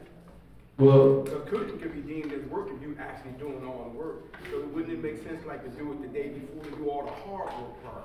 Do all the what hard work part? I'm talking about as far as cooking the food, getting it prepared and all that kind of stuff. And then on the Sabbath, eat after it's been prepared. You eat it on the Sabbath, like warm it up or something, but it's already been prepared like the day before versus on the Sabbath. Because that could be deemed as working as well. So, and I get you. That could be deemed as working, but what Yahuwah say the work was? What did Yahuwah say the work was?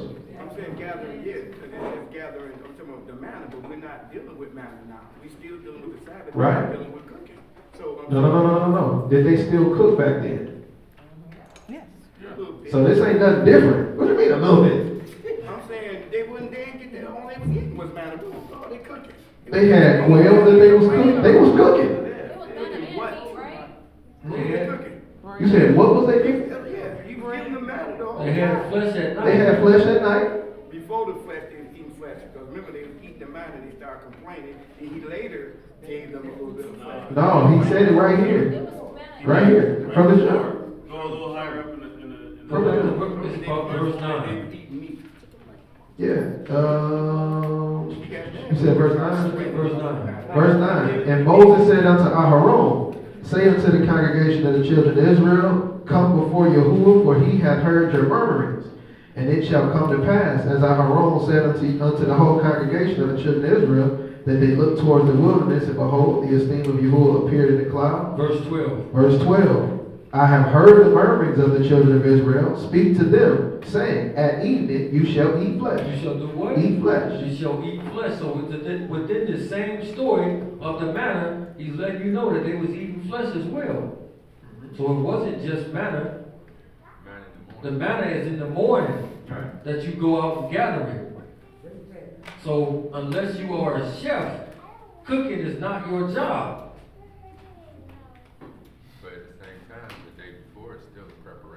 It's still a preparation. You still got to go out. You got to gather your stuff. You got to prep your stuff. The whole nine. Well, maybe I got it confused, but I know there was a part in it where they were complaining about the man they was tired. They were talking about how they was eating good in Egypt and all Yeah, that. that's. I'm just saying, so that came to mind. Yeah, no, I got you. Like they were sick and tired of the man. Yeah. That was after the fact. They got tired of eating manna every morning. You know what I'm saying? Here the manna is just coming. Yep. So they're not sick of it right now. They're just getting it. Yep. Okay, so can you like grill dishes? Can you know what I'm saying? I just want to know. I don't want to eat out of order. Don't go and try to stretch it. Yeah. So remember. So I get what you're saying, right? But should the dishes be done as a part of the preparation? After you cook breakfast, Right. do dishes again. Can't wait till sundown to wash that. You know what I'm saying? Can't wait till sundown to wash that dish.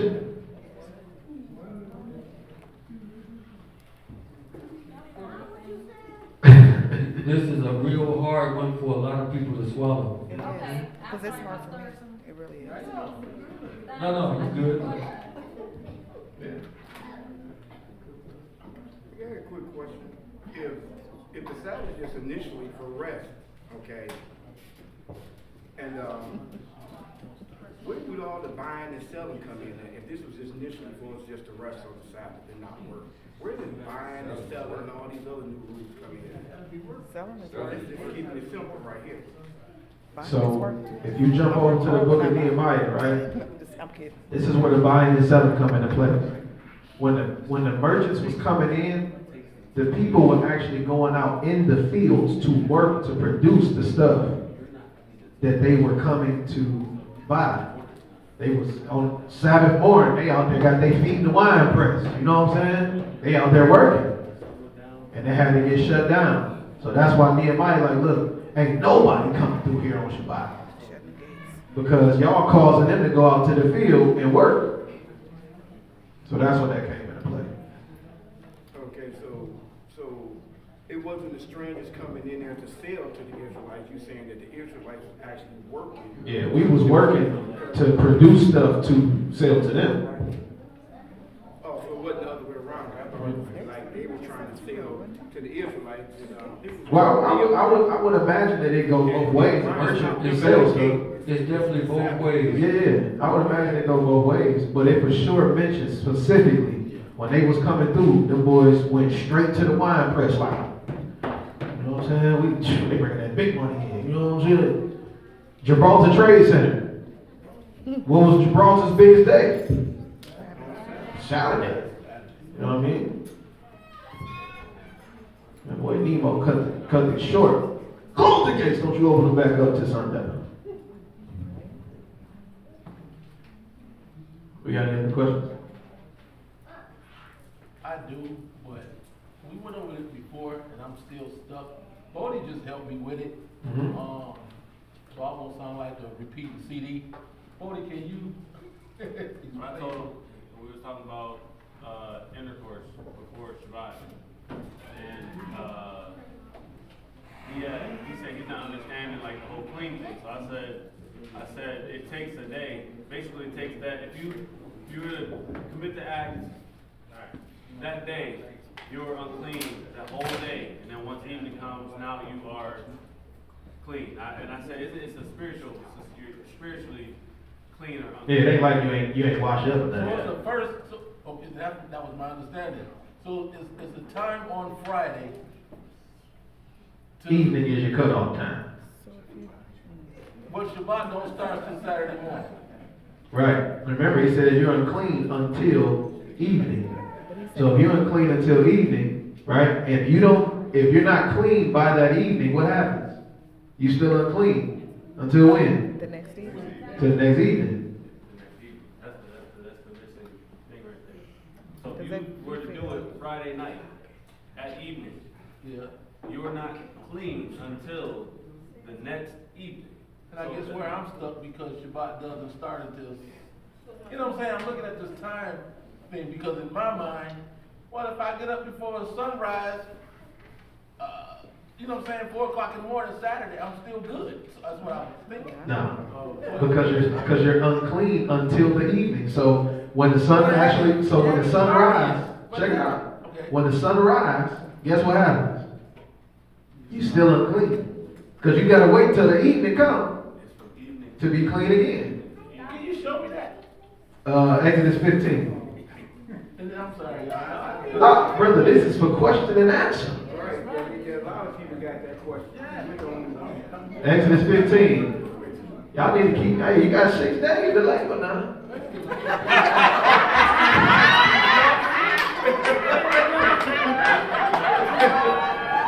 He's trying to get all of them.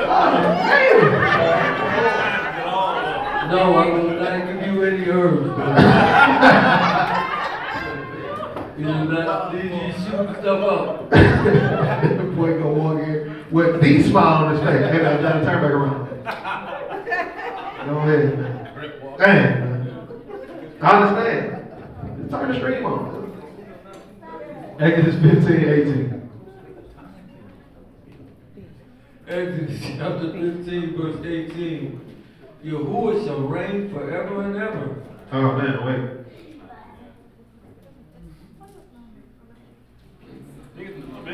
Leviticus, I'm tripping. Leviticus. Deuteronomy. Leviticus chapter 15 and verse 18. The woman also with whom man shall lie, with seed of copulation, they shall both bathe themselves in water and be unclean until the evening. All right, so now let's take Shabbat out of the equation. So right here it says, y'all, a man and a woman lay with each other. Read it again.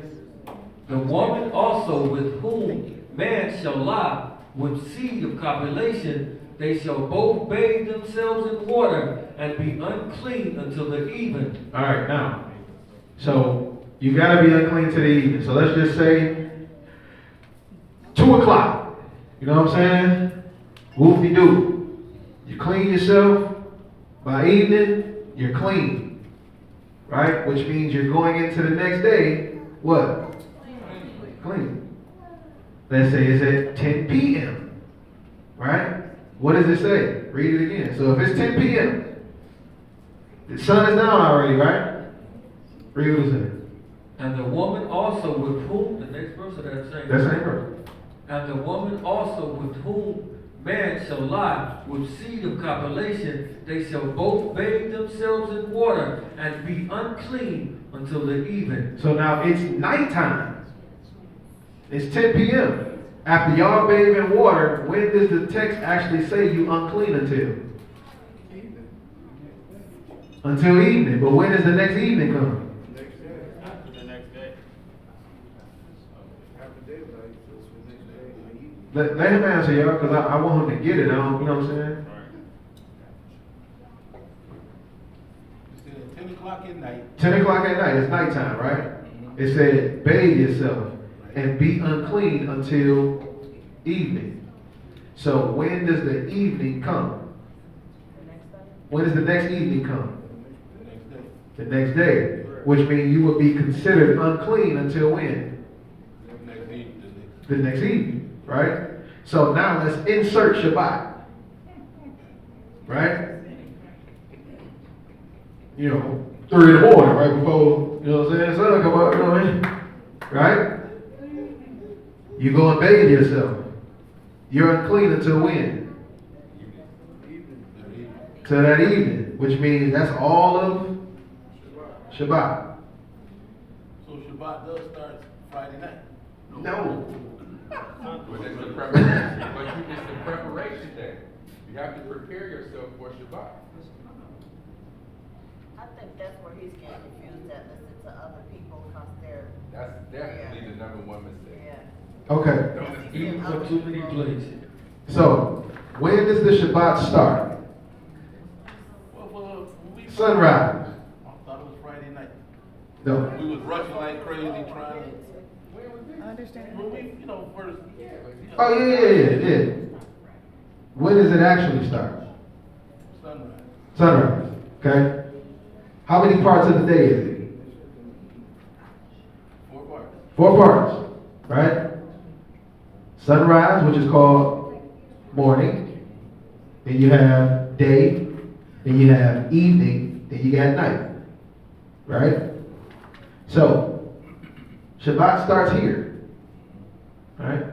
This is nighttime here. Everything goes in cycles. So you got to get from here to here. Right? If you lay down with your significant other in the night, and it says you're unclean until the evening, it's not mentioning a day, nothing. It says you're unclean until evening. Right? So if you lay with your partner here, when are you clean? The next evening. We ain't even talking about Shabbat. We ain't talking about nothing. Period, point blank.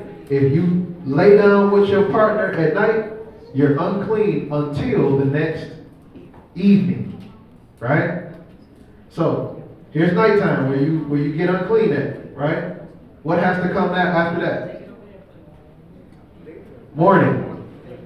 Then day. Then evening. Now you're clean again.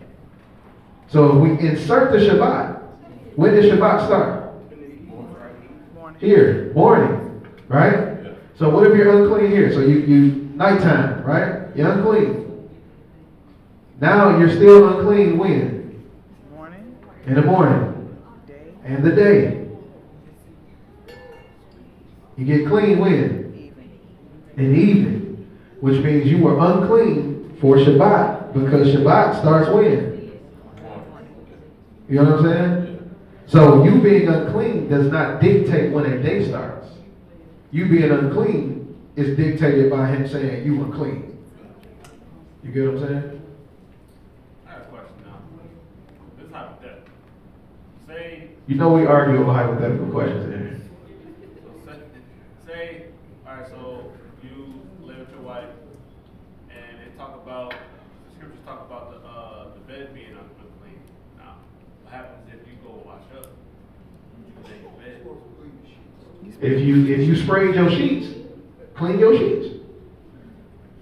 You know what I'm saying? Whatever the seed of copulation falls upon is unclean. Keep reading there, sir. Sir Lancelot. Keep reading.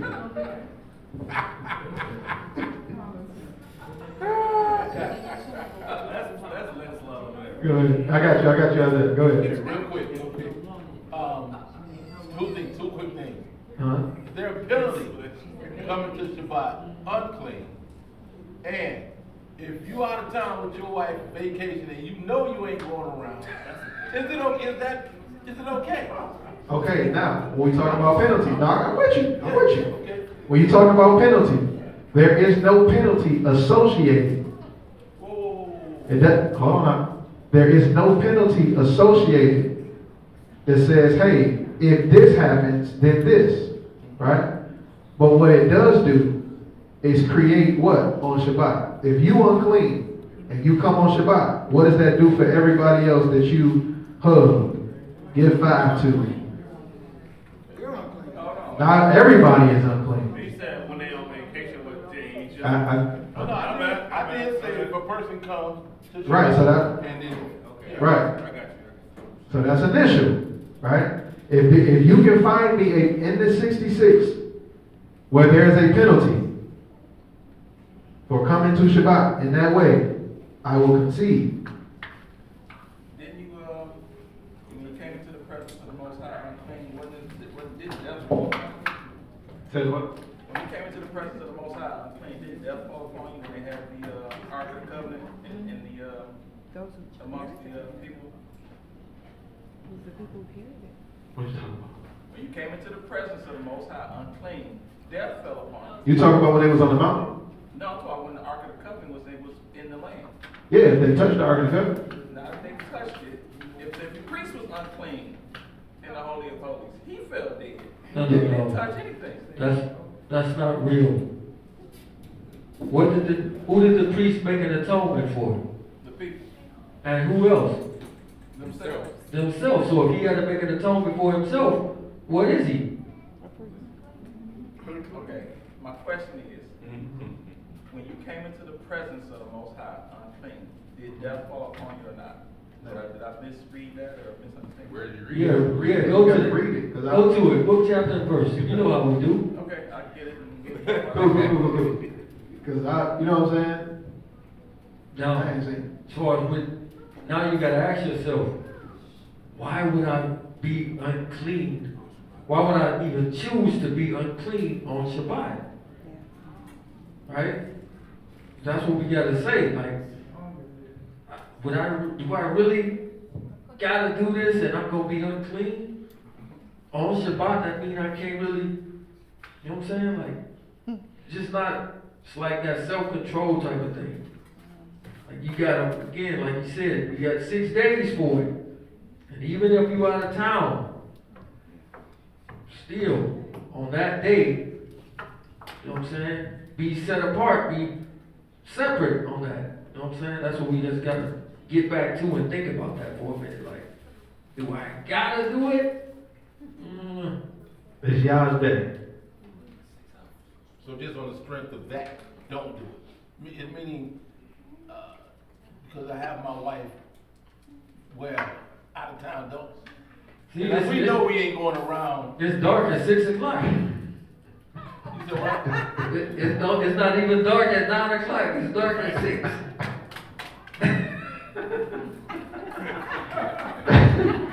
Killing me, Pete. Okay. Hold on 1 second. I gotta come here, and then I come here.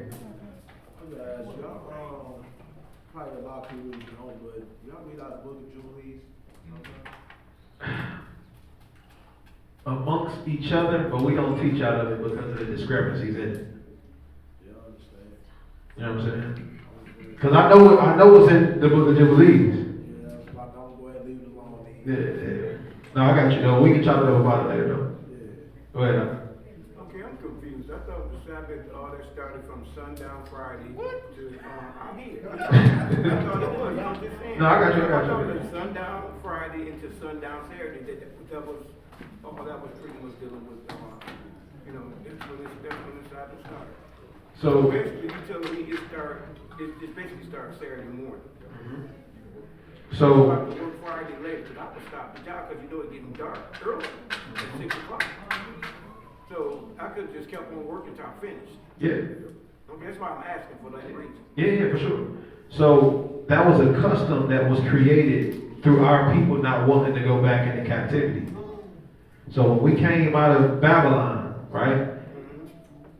The heads of Israel created what was called the guard around the Torah, the hedge around the Torah, right? So if this is Torah, we're going to put a boundary around it. So if you even touch this boundary, it's almost like you're breaking it, right? So in Nehemiah, right? Grab that real quick, guys. In Nehemiah, I think it was 8, 7, 8. It's in 3, and I think it's also in 7 when they So in Nehemiah, when they rebuilt the temple, right? They would close the gates of the city every evening. Anyway, when you're trying to keep your any kingdom close the gates of their city at evening, right?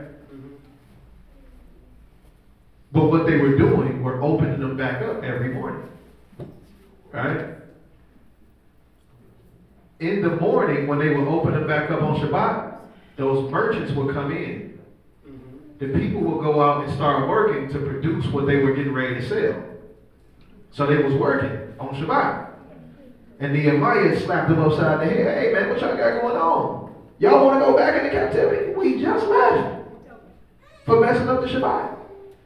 So he gave the decree and said, close the gates at evening and don't open them back up until when?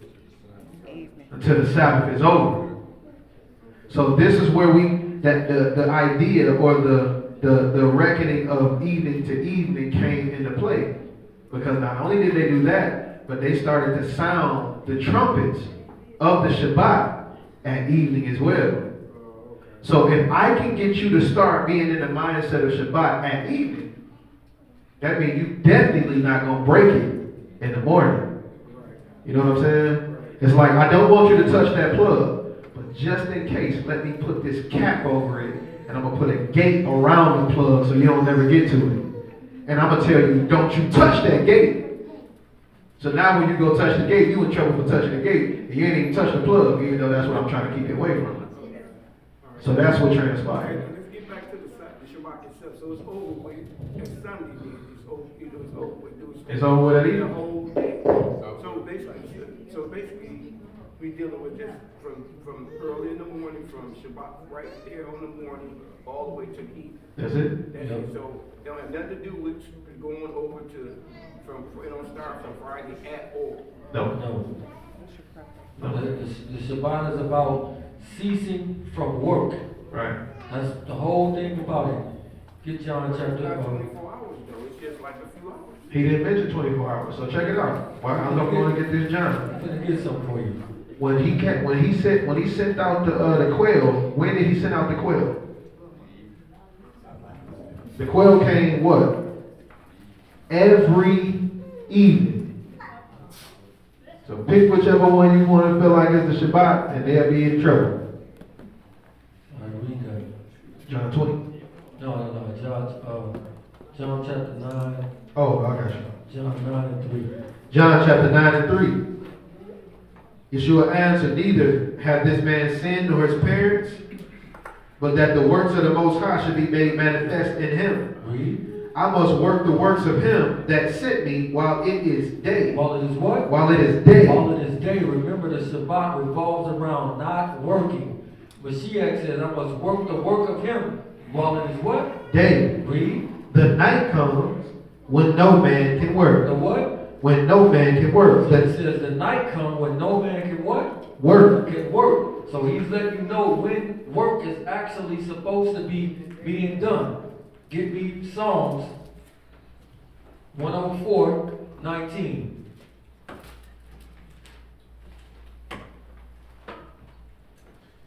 Psalms 104:19. He appointed the moon for seasons. The sun knows his going down. You make darkness, and it is night, wherein all the beasts of the forest do creep forth. The young lions roar after their prey and seek their meat from Elohim. The sun rises. What happens? The sun rises. Mashiach says, I must work the works of him in the day. When it is night, no man can work. Read. The sun rises. They gather themselves together. They lay them down in their dens. So when the sun rises, he says the lions and the whatnot, they go into their dens when the sun rises. Read. Man goeth forth unto his work. Man do what? Man goeth forth unto his work. So when the sun rises, the animals go in, and man goeth forth to his work. Read. And to his labor until the evening. Until when? The evening. Until the evening. So according to these passages, work is supposed to be done from when? Morning to evening. From morning until evening. So the Shabbat is about not working. Right. Yeah. Don't make sense to give you a day off when you're already off. Yeah, and we rest every night. So there's no such thing as Shabbat night. There's no reference anywhere in this book of Shabbat night. He separated the light from the darkness. He called it the light day, and the night the darkness he called night. They are separated things. They are not the same. Is that because he doesn't dwell in darkness? that's Yeah, definitely part of it. because he said it's the light. That's what he do in his word. The way he worked in Genesis in the Garden of creation. Right? Do not be ashamed. Do we have any more questions on that? Not that, but the other question. There's a Oh, question okay, in go chat on what Anthony was asking. Okay. So if we live in Israel among one another and we salute each other day in and day out, were we unclean every day except for the Shabbat? Could be. But that's why he told you to be clean by evening. Before evening come, pretty sure you was going in, taking your shower, your bath, whatever you was doing, to be clean for the next day. Go ahead. Okay, so when you were saying that, when they were talking about buying and selling, you said that the reason why Jeremiah said it is because they were working to sell something. But what if you're not working to sell nothing? You already got it. You're just trying to sell something. So that's a sin? I would stay away from it. Because the example that he gave was, hey, do y'all want to go back into captivity? We went into captivity. You said they were working. They That's was. why you said that. But if a person is not working and they trying to sell something, that should, I'm saying that shouldn't have no bearing on going back into captivity because they're not working. You just sold. I agree. Doing an exchange. I agree. But the reason why I say stay away from it is because that's in the text. That they were selling on the Shabbat. Matter of fact, get your, hold on, let me see something real quick.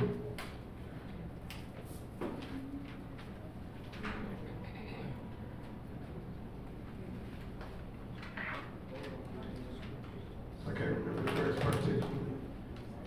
And it ain't just about like that letter thing. It's about, he says, don't bring any burden in on it. Right? So a burden ain't necessarily somebody physically working. Now, what if you only got one of that thing and they start bidding over it? See, it turns into something else. Like the burden thing. The burden ain't necessarily work, but you're not supposed to bring in anything that causes stress or any of this type of stuff on this day.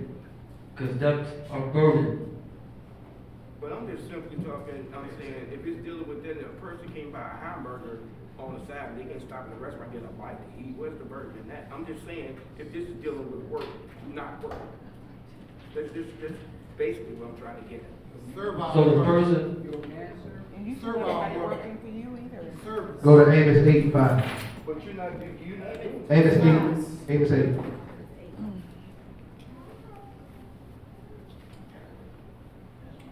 Actually, start at verse 4. Amos chapter 8 and verse 4. Hear this, O you that swallow up the needy, even to make the poor of the land to fail, saying, when will the new moon be gone, that we may sell corn, and the Sabbath, that we may set forth wheat? When he said in Sabbath that we may set forth wheat, what is he saying? What is he saying about set forth the wheat? Right? Go ahead. Making the ephah small and the shekel great, and falsifying the balances by deceit. Why are they asking when is the Sabbath over that we can do this? That we can set forth this week? Because it's work. Because they ain't supposed to be doing it on the Shabbat.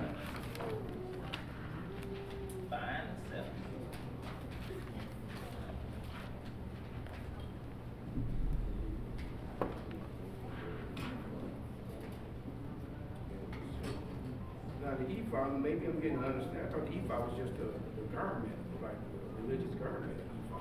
So what ephod? What do they mean by that? It's making it Read verse 5. and the shekel great and falsifying the balance. Oh, making the ephod small. So they're being deceitful in what they're selling. So it's false balances. So if I gave you a pound of wheat, right, and that pound of wheat, I sold it to you as it was 2 pounds of wheat, right? I just falsified the balance. You just paid me for 2 pounds a week, but only gave you 1. A ephah is a dry measure. It's a dry measure. So he's saying making small the ephah. So I'm my measurement, right? I'm actually cheating you on the price. He's like, when is Sabbath over so we can sell this stuff at a bold rate? Okay, so that's just basically dealing with being dishonest. What does that have to do with buying or selling? I'm talking about somebody trying to buy Read it again. something honestly. You know what I'm saying? But you, Ryan, you know what I'm saying? They're talking about deceitful in the balance. You said you sell a loaf of bread for double the price. That's being deceitful. Read it again. Saying, when will the new moon be gone, that we may sell corn? And we may what? That we may sell corn. And the Sabbath, that we may set forth wheat. That we may do what? Set forth wheat. What is the setting forth the wheat part? What is that? Explain it. I'm getting confused now. He said that in the moon, when you mentioned about the moon, that's throwing me off. So what we dealing with is a feast day here, right? So he said, when is this Sabbath over that we can set forth our wheat? If I have wheat to sell, when is the Sabbath over with so I can go and get it to put it out here? Okay. Right? Like I've got all of the herbs and all that in his bag. You know what I'm saying? Right. And then if he like, hey, is the sun down? Bet. Now you go. Okay, right. Come on up here and get these pills to have babies and all that stuff. Okay, so that means it was wrong from the jump. Right. So why would you even ask when is it over that you can put it out? Exactly. All right, got it. Yep.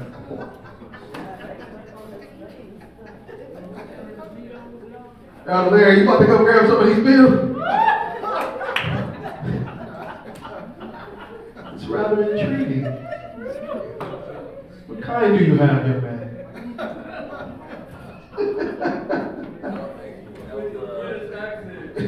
Right. Leviticus 15:31.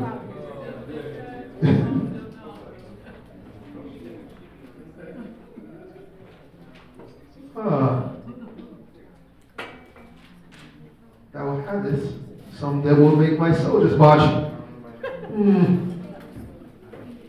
To war we go.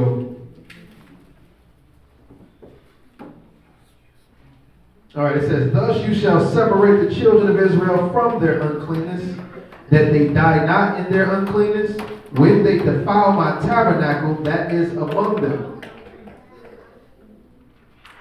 So you unclean, you come into the tabernacle. Now understand back then, the presence was among us. We ain't got that issue now, but we don't know when the presence is going to return. So if we unclean, the presence pop up, we're in trouble. So, you know what this part talking about? This is all about uncleanness. This whole chapter is all about No. The next verse said, this is the law of him that hath an issue, and of him whose seed go from him, and is defiled therewith, and her that is sick of her flowers, and of him that hath the issue. We was talking about the seed that went from him. Right, but verse 31 is attached to what it was just talking about. Read verse. Attached or not attached, it's still talking about unclean. Verse 20. I'm going to verse 19. If a woman have an issue, and her issue in her flesh be blood, she shall be put apart 7 days. And whosoever toucheth her shall be unclean until the even. And everything that she lieth upon in her separation shall be unclean. Everything also that she sitteth upon shall be unclean. And whatsoever toucheth her bed, and whosoever toucheth her bed, shall wash the clothes and bathe himself in water and be unclean until the even. And whosoever toucheth anything that she sat upon shall wash his clothes and bathe himself in water and be unclean until the even. And if it be on her bed or on anything whereupon she sitteth. So this is all one subject, right? It's still talking about the same thing. Cool. When he toucheth it, he shall be unclean till the even. And if a man lie with her at all, if a man do what? Lie with her at all, and her flower be upon him, He shall be unclean 7 days, and all the bed whereupon he lieth shall be unclean. So this is mentioning if a man lays with his woman while she's coming on her menstrual, right? Not she's already on her menstrual, but while she's coming on her menstrual. You understand what I'm saying? So does that mean she's not like? She's not on her menstrual, but when y'all lay together, she's starting her menstrual, and then her flowers be upon you. Oh, I see what you're saying. Right? Make sense? All right, come on. And if a woman have an issue of blood, of her blood, many days out of the time of her separation. Because the time of her separation is how many days? 7. Come on. Or if it run beyond her time of her separation, all the days of the issue of her uncleanness shall be as the days of her separation, she shall be unclean. Every bed whereupon she lieth all the days Same subject, right? Come on. of her issue shall be unto her as the bed of her separation, and whatsoever she sitteth upon shall be unclean, as the uncleanness of her separation. And whosoever toucheth those things shall be unclean, and shall wash his clothes, and bathe himself in water, and be unclean until the even. But if she be cleansed of her issue, then she shall number herself 7 days. So when it says if she be cleansed, then number 7 days, a lot of people say that this is 14 days. This is only if her separation goes beyond the 7 days. Okay? Y'all with me? See, a lot of people, oh man, 14 days. Bro. No. Come on. Number to herself 7 days, and after that she shall be unclean. And on the 8th day she shall take unto her 2 turtle doves or a young pigeon, and bring them. Well, we know we got to do this. Jump to verse 30. And the priest shall offer the ones for a sin offering, and the others. 31. Thus shall ye separate the children of Israel from their uncleanness, that they die not in their uncleanness, when they defile my tabernacle that is among them. So what is this talking about? This whole subject is talking about what? Read 32. Verse 32. This is the law of him that have an issue. Hold on. And of Hold on. Where is the law of him that had an issue? It said this, so everything we read. They're separate issues. They're separate things that he's talking about. This is the law. So it's talking about everything that was just read. This is the law of what? Yeah. That have the issue. It's separate from the woman's issue. It's separate from the other issue. Read 32. Come on.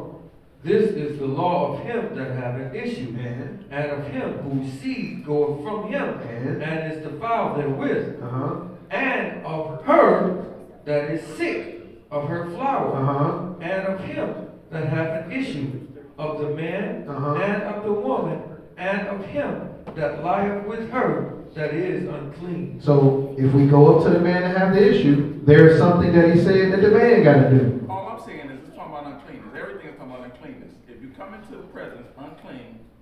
In what presence? 30, verse 30. Okay, if you come Read it again. Or verse 31, my bad, verse 31. Thus shall ye separate the children of Israel from their uncleanness, that they die not in their uncleanness, when they defile my tabernacle that is among them. Okay. What are you saying here? I'm saying, at that time, the tabernacle that was among the people had the presence of the Most High. Okay. So he said, don't come here unclean. It's going to be a death sentence. So, is that the same thing for every one of these? Verse 32 covered that one. Okay. We're going to roll with that. Question in chat on this same subject. Go ahead.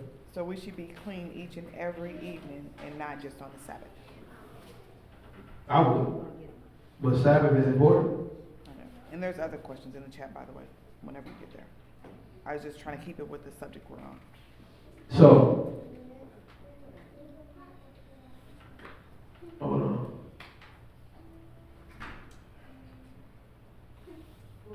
I got it up. This starts right after where the feast, the last feast day, the summer gathering, rather.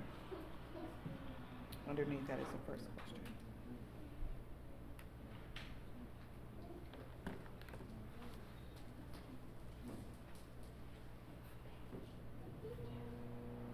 You said underneath that is the what? The first question from Mikey. Oh, I see it.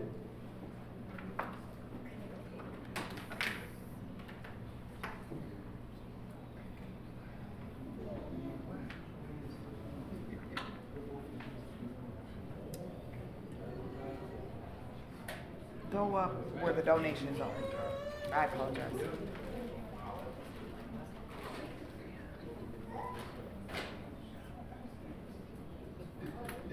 Okay. If I sin knowingly, what will be my punishment if I repent? It keeps going. Because I know that if I sin knowingly and repent, but I know what I did, I have to pay for it. So what will my payment be? Whatever Yahuwah see fit. It said if you sin willfully after receiving the knowledge of the truth, there is no more sacrifice for sin. So there ain't no sacrifice for that one. That's up to Yahuwah.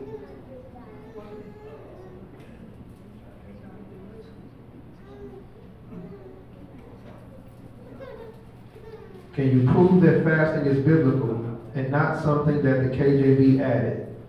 Because the NIV took out the word fasting in the Bible because they believe it's not. Can we prove that fasting is biblical? Go to Luke 18.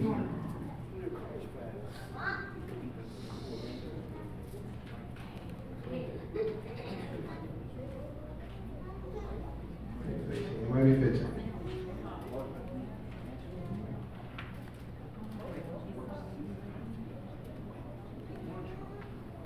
Might be 13. Hold on one second.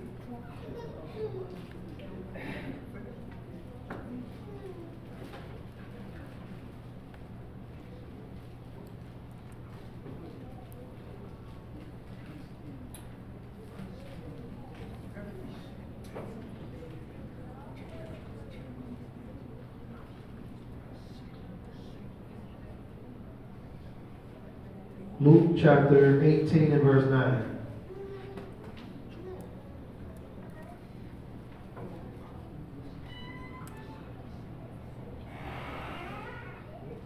Luke 18 and 9.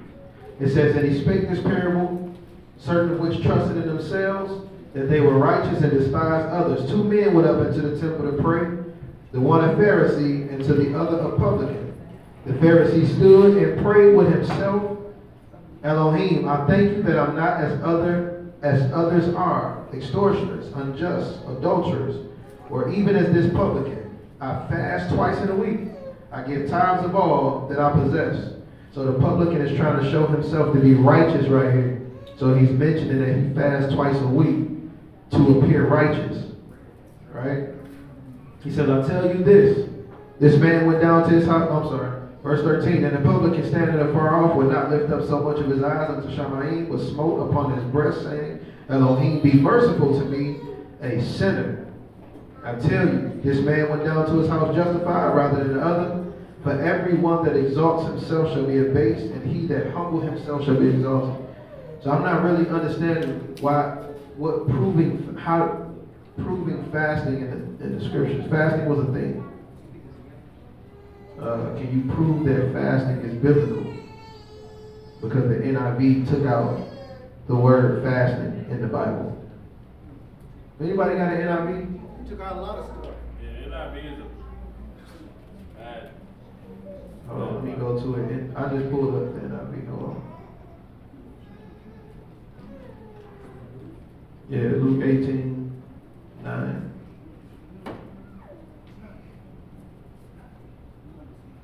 I'm curious to see what it says.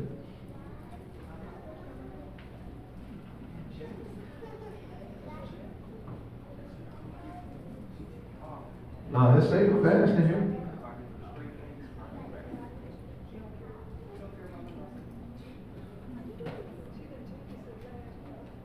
That was the last one. That was the last one? Because the last question, because the other ones got answered in the chat. Okay.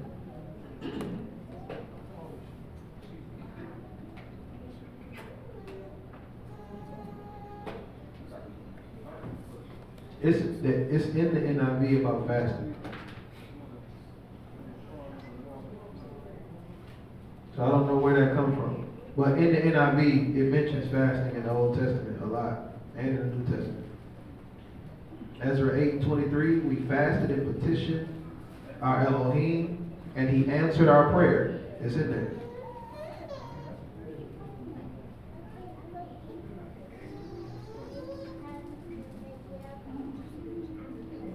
Yeah, that's in there, Aki.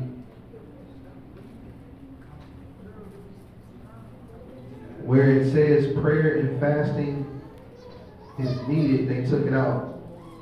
Only has prayer. That don't mean that they took out fasting in the entire text.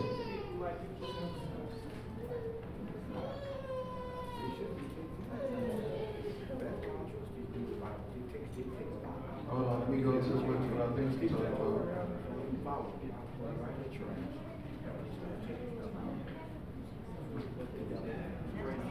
Yeah, I don't see it. Is it when you're talking about these come out by prayer and fasting? Is that what you're talking about?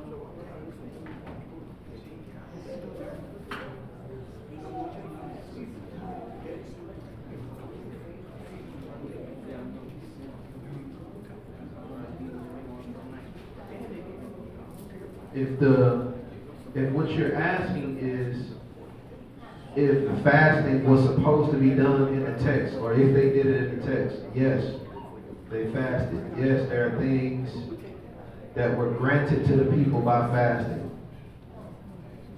But if there's a specific scripture that you're asking about, post the scripture.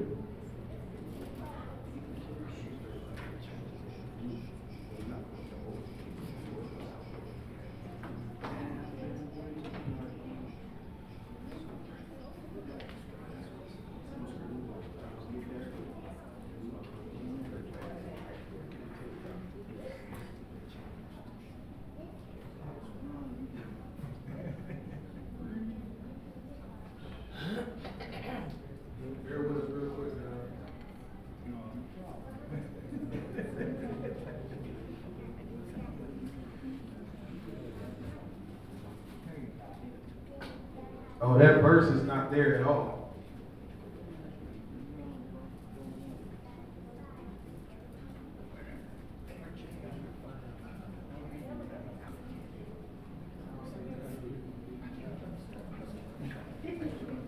Yeah. Because they omitted that verse, don't mean that the Bible don't talk about fasting.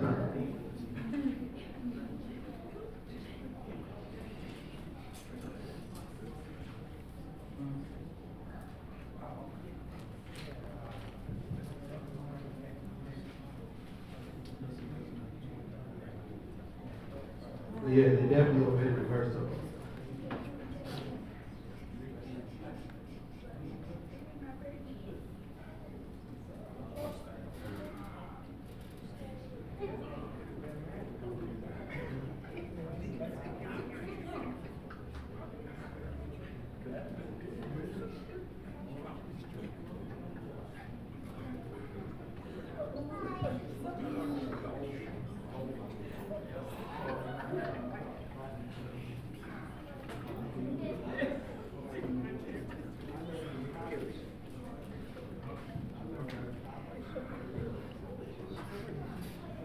Anything else?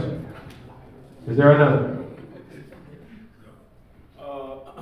We're talking about the woman while she's on her cycle and being unclean, and is that like the same exact like thing with the man's seed spilling on things that are unclean? But like so is that if a woman is unclean and she lay on something or sit on something, but it's like it doesn't get on it? That doesn't make that thing unclean, right? There are people that do believe that, like, you know, so she got to separate herself completely because what you lay on, be unclean. But is that just referring to just if like blood gets on the thing.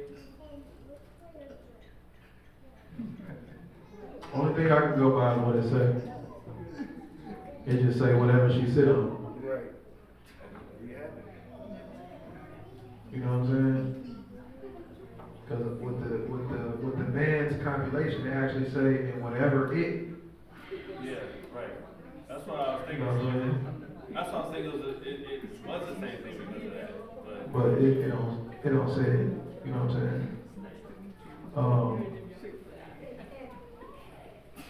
It just say whatever she said on. It don't matter though. It's not a big deal. No, not right now. Because you gotta consider, if you go to the toilet, she go to the toilet on the same day. That's really not even. No. I just wonder. Yeah. Unless you got two bathrooms in your house, you got two bathrooms. These is jokes. These is jokes. Hey, stand up a little bit. Don't sit down, because I don't want to be unclean. Punishment for being unclean. Numbers 19 and 20. They acting up back here. They still talk about them pills and all that. Mama acting up, boy.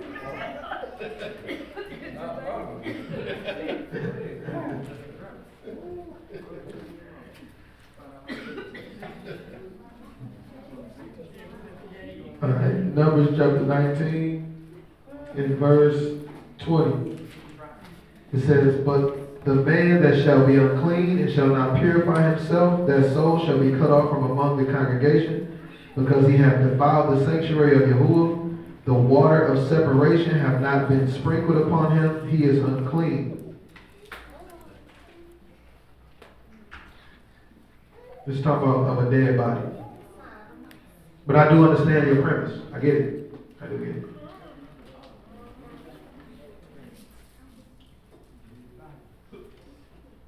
Is there another?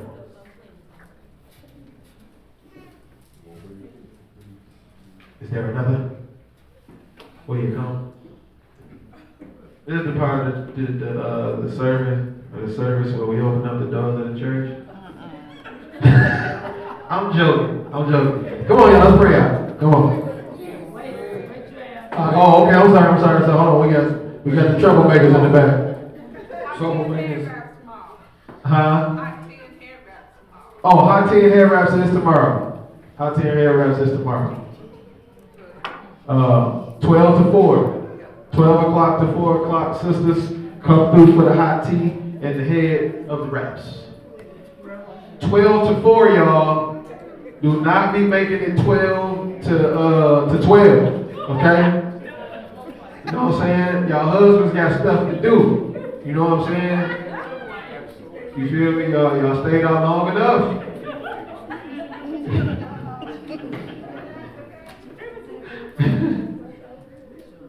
Alright, you got anything else? What other announcements we got? What else is coming up?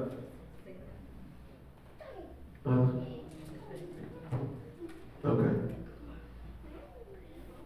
Feast days are posted on the chat. They are also posted in the Chosen Seed page. If you are not familiar with what those days are, please go and look at those days so you can take your days off of work. All right? We good? Show. Is everybody okay? Yes. Let's pray out. We gonna pray. We gonna pray. We gonna pray. We gonna pray. Pray out. Pray out. Pray out. We gonna pray. We gonna pray. We gonna pray. We gonna pray. Pray out. Pray out. Pray out. Who gonna do the Nate voice now?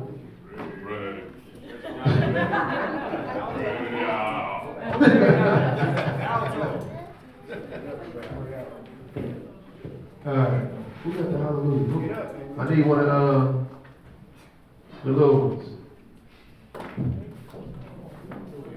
Or the other one. Cow or shula? Someone shula. Get it started. Abanu Shibachimai. All right, I'm gonna give you this mic now.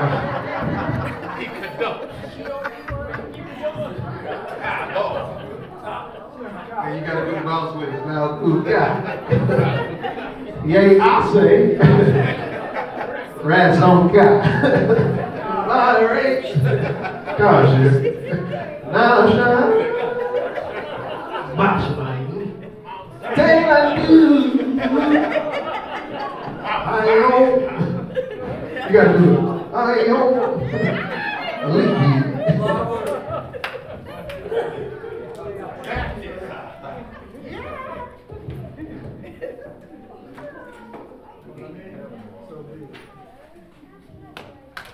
All right, all minds clear?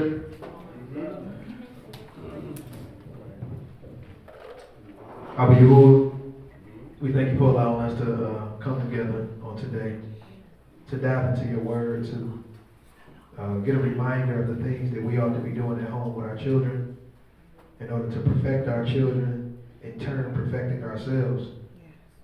We ask, Father, that you continue to put it in our mind that we are not the only people that we have to worry about receiving salvation, but we are a product of what is around us. So we want to make our environment that is conducive of salvation for all, that we think on one another as we're moving through these perilous times, that we consider one another and what one another is going through, and we provoke good works unto one another, that we all can make it into your kingdom, that we can be called sons of Elohim, that we can be called the children of Elohim, that we be the children of the light that Adam once was in the garden. We thank you for your word. We thank you for your correction, your reproof. We thank you for your rebuke, and we receive it as sons. For you chastise whom you love. We thank you for our chastisement, Father. And we ask that if there's anything else that we need to know in order to change our ways to please you, we ask that you continue to pour it out on us, Father. That we be not blindsided by evil, by sin, or wickedness, but that we walk a straight way into your truth. We walk that straight and narrow path that will lead us into your kingdom. We pray right now, Father, for those that are hurting once again, Father. Those that have aching hearts, along with physical ailments. Those that are going through any type of mental turmoil, Father. Those that are hungry. Those that are in need of shelter. Those that are in need of clothes and the proper necessities of life, Father. We ask that you allow your Ruach to rain down, Father, and cause those people to be warmed. Cause those people to be fed. Cause those people to be comforted. Cause those people to be healed. We ask for those that are hidden in the prison houses, Father, for you to comfort them. That you give them the mind that was in Mashiach, that was in Paul, that was in Peter when they were locked up. To let them know that there is a way out. And the way out is through you. We thank you, Father. We love you, Father. We bear witness of your word and your goodness, Father. And we pray that all of our prayers, even those that are in the hearts of your people right now, Father, that have not been spoken out loud, we ask, Father, that all of those prayers be answered, Father. That your Ruach make intercession, that we may be whole as one. All these things we pray and we give thanks in the mighty name of your Son, Yahushua HaMashiach, Ruach HaKodesh. So be it. So be it. Hallelujah. Hallelujah. Avenu Shabbat Shemayim, Ikado, Shemka, Tabo, Malkuka, Yase, Rasumka, Barit, Kasher, Nasha, Shebashmayim, Tainlanu, Ayom, Ikin, Ikana, Islam, Manu, Asmatine, Kashir, Sukim, Menagni, Kashir, Ashmu, Lanu, Ba'al, Tabanu, Lede, Basa, Ki, Nim, Aslan, Mim, Bra, Ki, Laka, Abamlaka, Wazibira, Watifare, Olame, so be it. Hallelujah.